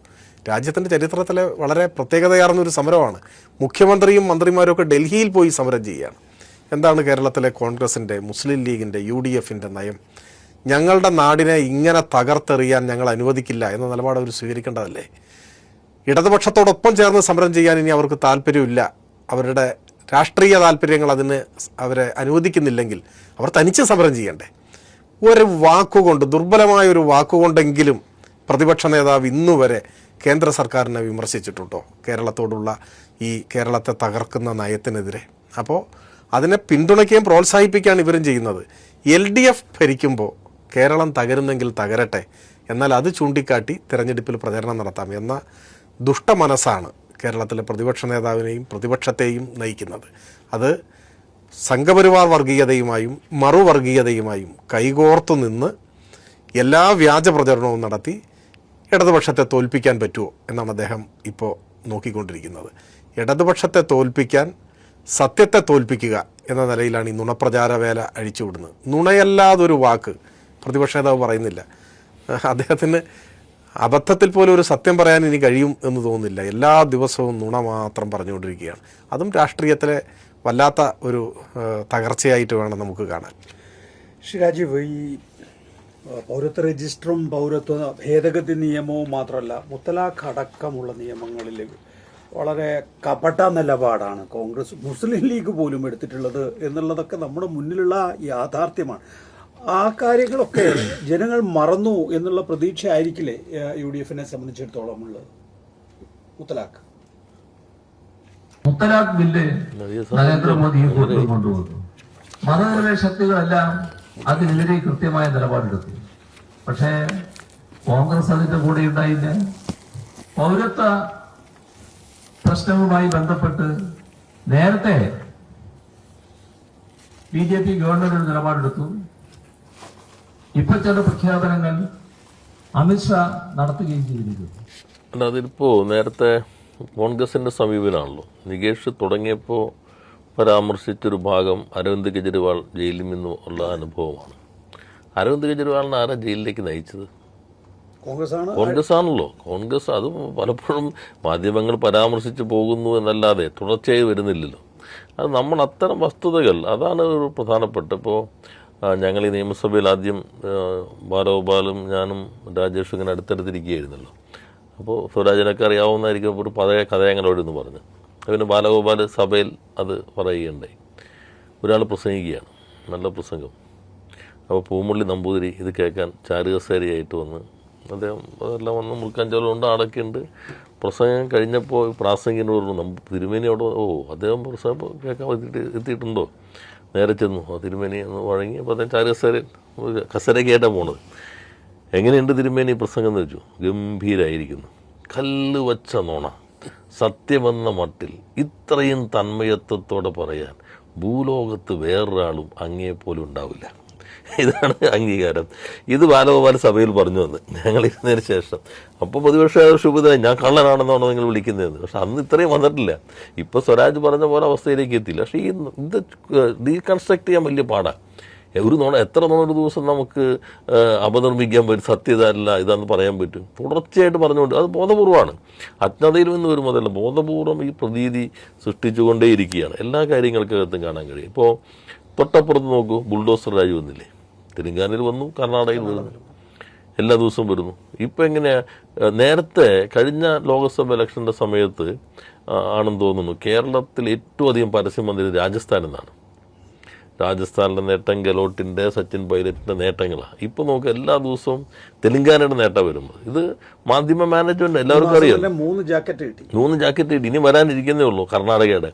കാരണം അവിടുത്തെ ക്യാബിനറ്റ് പദവിയുള്ള ആളാണ് ഇതെല്ലാം മാനേജ് ചെയ്യുന്നത്. അപ്പോൾ അവിടെ നിന്ന് കൂടുതൽ വരാനിരിക്കുന്നുള്ളൂ. ഇതൊരു ടെസ്റ്റ് ഡോസേ പോന്നിട്ടുള്ളൂ. അപ്പോൾ ഇതെല്ലാം മീഡിയ മാനേജ്മെൻറ്റിന് വേണ്ടി, നുണകൾക്ക് വേണ്ടി മാത്രം ചെലവഴിക്കപ്പെടുന്ന കാര്യമാണ്. അപ്പോൾ യഥാർത്ഥത്തിൽ കേരളത്തിലെ ഇടതുപക്ഷത്തിൻ്റെ സവിശേഷത ഈ മതനിരപേക്ഷ നിലപാട് സ്ഥായിയായി സ്വീകരിക്കുന്നു. ഒപ്പം മുഖ്യമന്ത്രി എന്ന നിലയിൽ പിണറായി വിജയന് കേരളത്തിലെ മതന്യൂനപക്ഷങ്ങൾക്കിടയിൽ ഒരു പ്രത്യേക സ്വീകാര്യതയുണ്ട്. അത് പല ഘട്ടങ്ങളിലും നമ്മളിപ്പോൾ അദ്ദേഹത്തിൻ്റെ യാത്രകളിലും എല്ലാം നമുക്ക് കാണാനും കഴിയും. ഒരു പ്രത്യേക സ്വീകാര്യതയുണ്ട്. ആ സ്വീകാര്യതയെയും ഇടതുപക്ഷത്തിൻ്റെ മതന്യൂനപക്ഷങ്ങൾക്കിടയിലും മതനിരപേക്ഷവാദികൾക്കിടയിൽ അംഗീകാരത്തെയും തകർക്കേണ്ടത് BJPയുടെ ആവശ്യമാണ്. BJPയുടെ ആവശ്യമാണ് ഇപ്പോൾ കോൺഗ്രസ് നിർവഹിച്ചുകൊണ്ടിരിക്കുന്നത്. നേരത്തെ സ്വരാജ് പറഞ്ഞ പോലെ കേരളത്തിലെ BJP എന്നുള്ളത്, കോൺഗ്രസ് എന്നുള്ളത് RSS മനസ്സുള്ള കോൺഗ്രസ്സാണ്. ഇനിയിപ്പോൾ കാരശ്ശേരി മാഷ് ദുഃഖം കോൺഗ്രസ് വന്നാലും ബി ജെ പിൻ്റെ ആയിരിക്കും. ബി ജെ പിയിലേക്ക് പോകാതെ തന്നെ ബി ജെ പിയുടെ കാര്യങ്ങളായിരിക്കും അവർ നിർവഹിക്കാൻ പോകുന്നത്. ഇപ്പോൾ ബീരൻ സിംഗ് ഇല്ലേ, മണിപ്പൂർ എത്ര ഭീകരമായ വംശഹത്യാണ് അവിടെ നടന്നത്. ബീരൻ സിംഗിന് ഈ മാനസികാവസ്ഥ അവിടെ നിന്ന് കിട്ടി. അദ്ദേഹം കോൺഗ്രസിൻ്റെ നേതാവായിരുന്നല്ലോ, അവിടുത്തെ മന്ത്രിയായിരുന്നില്ലേ, അദ്ദേഹമല്ലേ ബി ജെ പി ചേർന്ന് മുഖ്യമന്ത്രിയായി മാറുന്നത്. അപ്പോൾ കടുത്ത ഒരു ഹിന്ദുത്വയുടെ ന്യൂനപക്ഷ വിരുദ്ധതയുടെയും വംശീയതയും വർഗീയതയും അതിശക്തമായി പ്രയോഗിക്കുന്ന ആളുകൾ പ്രസംഗത്തിലും പ്രവൃത്തിയിലും കോൺഗ്രസിൽ നിന്ന് ബി ജെ പിയിലേക്ക് പോയ ആളുകളാണ്. അതിപ്പോൾ ഇദ്ദേഹമാകാം, അസം മുഖ്യമന്ത്രിയാകാം, ഏതൊരാളെ നോക്കിക്കഴിഞ്ഞാൽ പാർലമെൻറ്റിലെ പ്രസംഗങ്ങൾ കാണാം. അപ്പോൾ ഇത് ഒരു മനസ്സ്, RSS മനസ്സാണ് കോൺഗ്രസിനകത്തുള്ളത്. അപ്പോൾ ജയിക്കുന്ന ബി ജെ പി കോൺഗ്രസ് ആണ് തോക്കുന്ന കോൺഗ്രസിനേക്കാളും കേരളം ഭയപ്പെടേണ്ടത്. ഉദാഹരണത്തിന് ബീഹാറിന്റെ കാര്യത്തിലെടുത്താൽ, ബീഹാർ 95 സീറ്റിൽ മത്സരിക്കുമ്പോൾ ആ 90 പേരെ അവിടെ നിൽക്കുന്നു, തോറ്റ 90 പേരെ അവിടെ നിൽക്കുന്നു, ജയിച്ച 5 പേരാണ് അപ്പുറത്ത് പോകാൻ ശ്രമിക്കുന്നത് എന്നുള്ളതാണ്. അത് തേജസ്വി യാദവ് കഴിഞ്ഞ തെരഞ്ഞെടുപ്പ് പറഞ്ഞല്ലോ, കോൺഗ്രസ് ആയിരുന്നു ഞങ്ങൾക്കൊരു ഭാരമായി മാറിയത് എന്നുള്ളത്. കോൺഗ്രസിന് എവിടെയെങ്കിലും ഒരു മതനിരപേക്ഷ നിലപാട് ഉയർത്തിപ്പിടിക്കാൻ കഴിയുന്നുണ്ടോ? അതല്ലേ കോൺഗ്രസിന്റെ അപജയം എന്നുള്ളത്. ഏത് ഘട്ടം നോക്കി ബാബറി മസ്ജിദ് തകർത്തതല്ലേ ബി ജെ പിയുടെ, നേരത്തെ പറഞ്ഞ, ഞാൻ നേരത്തെ സൂചിപ്പിച്ചല്ലോ, വിശ്വാസ വോട്ടെടുപ്പിൽ ബി ജെ പിയുമായി ചേർന്ന് വോട്ട് ചെയ്തതും പിന്നെ ബാബറി മസ്ജിദ് തകർത്തതിന് സാക്ഷ്യം വഹിച്ചില്ലേ, എല്ലാം ഒത്താശയും ചെയ്തു കൊടുത്തില്ലേ. അന്നല്ലേ ദേശീയ കൗൺസിൽ ഏകകണ്ഠമായിട്ട് മുഴുവൻ ബ്ലാങ്ക് ചെക്കല്ലേ കൊടുത്ത്, സുർജിത്ത് പറഞ്ഞ പോലെ ബ്ലാങ്ക് ചെക്ക് കൊടുത്തല്ലോ. എന്നിട്ടും ബാരക്കിൽ പട്ടാളം പുറത്തേക്ക് ഇറങ്ങിയില്ലല്ലോ, നിശബ്ദനായി നിന്നില്ല, എല്ലാം തകർത്ത് തരിപ്പണമാകുമ്പോൾ കാത്തിരുന്നില്ലേ. അതാണ് നേരത്തെ തുടക്കത്തിൽ സ്വരാജ് സൂചിപ്പിച്ച ഇന്ത്യയിലെ മുസ്ലിം ന്യൂനപക്ഷം കോൺഗ്രസിൽ നിന്ന് അകലുമ്പോൾ ശക്തിപ്പെട്ട അതിന് ശേഷമല്ലേ.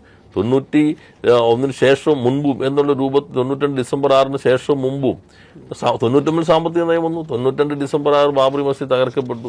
അതിനുശേഷമുള്ള വിഭജനം ഈ സാമ്പത്തിക മണ്ഡലത്തിലും ഇപ്പുറത്ത് മതനിരപേക്ഷ രാഷ്ട്രീയത്തിലും കാണാൻ കഴിയും. ഇപ്പോൾ കോൺഗ്രസ് കേരളത്തിൽ ഒരു BJP മനസ്സുള്ള കോൺഗ്രസ് തന്നെ. ഇപ്പോൾ ഒരു യാത്ര നടന്നില്ലേ കേരളത്തിൽ, നടന്നുകൊണ്ടിരിക്കുകയാണ്, കഴിഞ്ഞിട്ടില്ല. കോൺഗ്രസ് കേന്ദ്രത്തിനെതിരെ എന്തെങ്കിലും പറഞ്ഞോ? ഇതിനകത്ത് BJPയുടെ വർഗീയതയ്ക്കെതിരെ ഒരു വാചകം പറഞ്ഞിട്ടുണ്ടോ? വംശഹത്യ ഉൾപ്പെടെയുള്ള കാര്യം നടക്കുന്നതിനെ കുറിച്ച് എന്തെങ്കിലും പറഞ്ഞിട്ടുണ്ടോ? അപ്പോൾ ഏതെങ്കിലും ഒരു അറിയാതെ അബദ്ധത്തിൽ പോലും ഒരു BJP വിരുദ്ധ വാക്ക് പോലും വീഴാതിരിക്കാൻ എത്ര സൂക്ഷ്മ ജാഗ്രതയാണ്. പ്രസിഡന്റ് ഇവിടെ ആദ്യമായി വന്നപ്പോൾ അദ്ദേഹം BJPയുടെ നിലപാടുകാരനല്ല എന്നുള്ള സർട്ടിഫിക്കറ്റ് കൊടുക്കുകയും ചെയ്തിട്ടുണ്ട്. അതെ, കാരണം ഇവരെല്ലാം ശരിയായി BJP നിലപാടുകൂടെ നിൽക്കുമ്പോൾ അദ്ദേഹത്തെക്കാളും ഉറച്ച BJP ആശയമുള്ള ആളുകളല്ലേ ഇവർ നിൽക്കുന്നത്. എന്നുവെച്ചാൽ ഒരു പൊതു സ്വീകാര്യത BJPക്ക് നേടിക്കൊടുക്കാനുള്ള ഒരു പ്രയോഗമാണത്. ആ പരാമർശം എന്നുള്ളത് BJPക്ക് അദ്ദേഹമാണല്ലോ ഇപ്പോൾ പറഞ്ഞത്, ചെറുപ്പക്കാരെല്ലാവരും അങ്ങോട്ട് പോകുന്നതുകൊണ്ടാണ് ഇൻഫാന്റ് മോർട്ടാലിറ്റി റേറ്റ് കുറയുന്നത്. അപ്പോൾ ഞാൻ ഇന്നലെ പറഞ്ഞു, ഞാൻ വീഡിയോ ആയിരുന്നു ആദ്യം കരുതിയത്. അപ്പോൾ അങ്ങനെ അത് അദ്ദേഹത്തെ അറിയാതിരിക്കണമെന്നില്ല. ഇതെല്ലാം ഒരു ഇത്തരം നുണകളുടെ ഒരു പരമ്പര അടിച്ചു വിട്ട് ആളുകൾ ആശയക്കുഴപ്പമുണ്ടാക്കുക സോഷ്യൽ മീഡിയയുടെ ഒരു പ്രയോഗമാണ്. പക്ഷെ എനിക്ക് തോന്നുന്നു നേരത്തെ പറഞ്ഞ പോലെ അതൊക്കെ ഒരു മഴയത്തെങ്കിലും സംഭവിക്കുന്നല്ലാതെ ഇപ്പം ജനങ്ങൾക്ക് അവരുടെ ജീവിതാനുഭവങ്ങളല്ലേ. വയനാട് കണ്ടില്ലേ, അതിൽ ഏതെങ്കിലും മതം, രാഷ്ട്രീയം, ജാതി നോക്കിയിട്ടാണോ ഈ പുനരധിവാസം?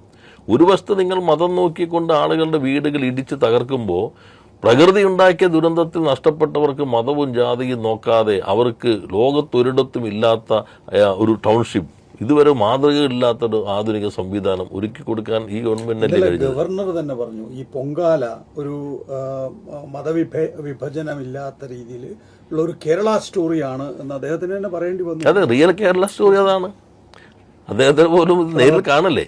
പാളയം പള്ളിക്ക് മുമ്പിലൊക്കെ ആളുകൾ പൊങ്കാല ഇടുകയാണെന്നാണ്, മറ്റേതെന്താ ടാർപോളിൻ ഇടുകയാണ് ഉത്സവങ്ങൾ നടക്കുന്ന സമയത്ത് എന്നുള്ള.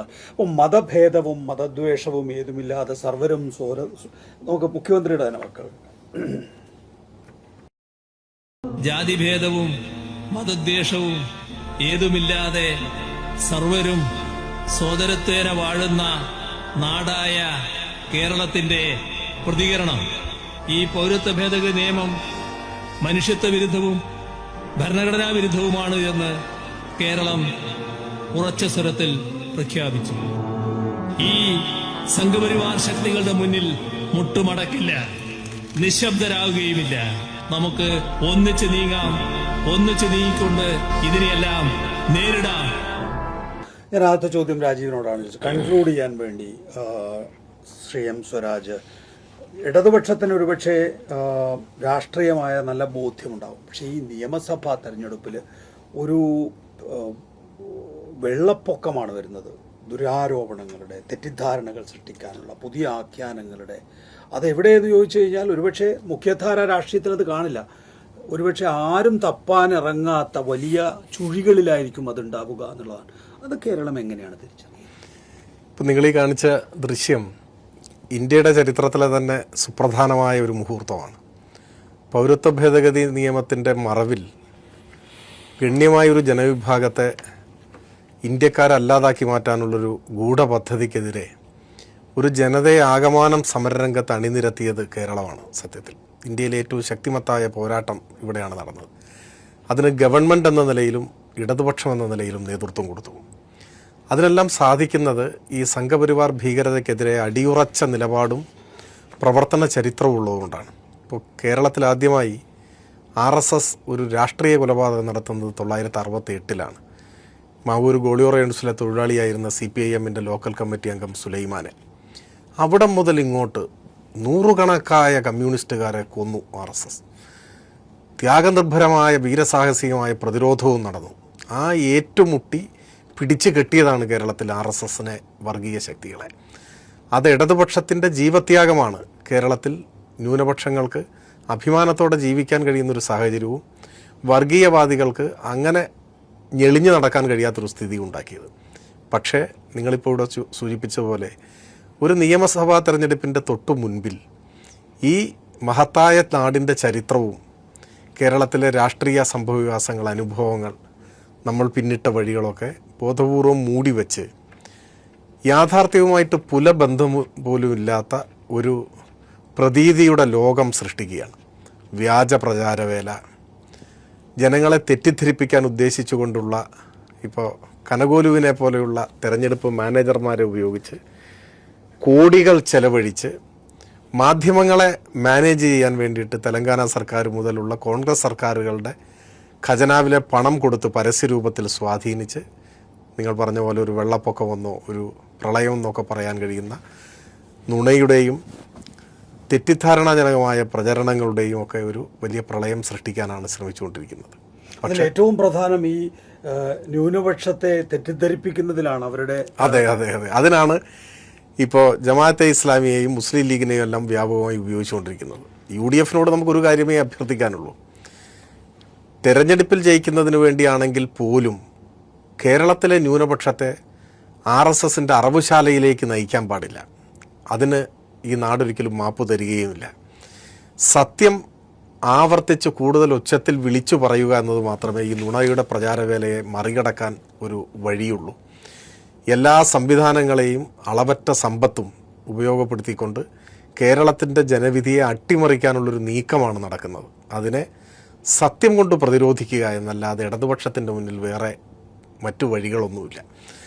കേരളത്തിൻ്റെ ചരിത്രത്തെക്കുറിച്ച് ബോധ്യമുള്ള മനുഷ്യരെ അണിനിരത്തി ഈ നുണപ്രചാരവേലയെ സത്യം കൊണ്ട് പ്രതിരോധിക്കുക, ജനങ്ങളെ ശരിയായ വസ്തുതകളിലേക്ക് നയിക്കുക എന്നത് തന്നെയാണ് ഇടതുപക്ഷത്തിൻ്റെ ഉത്തരവാദിത്വം. ആ ഉത്തരവാദിത്വം ഏറ്റെടുക്കാൻ ഇടതുപക്ഷത്തിന് കഴിയും എന്നാണ് എൻ്റെ പ്രതീക്ഷ. നന്ദി. ശ്രീ M. സ്വരാജ്, ഒപ്പം തന്നെ ശ്രീ P. രാജീവ്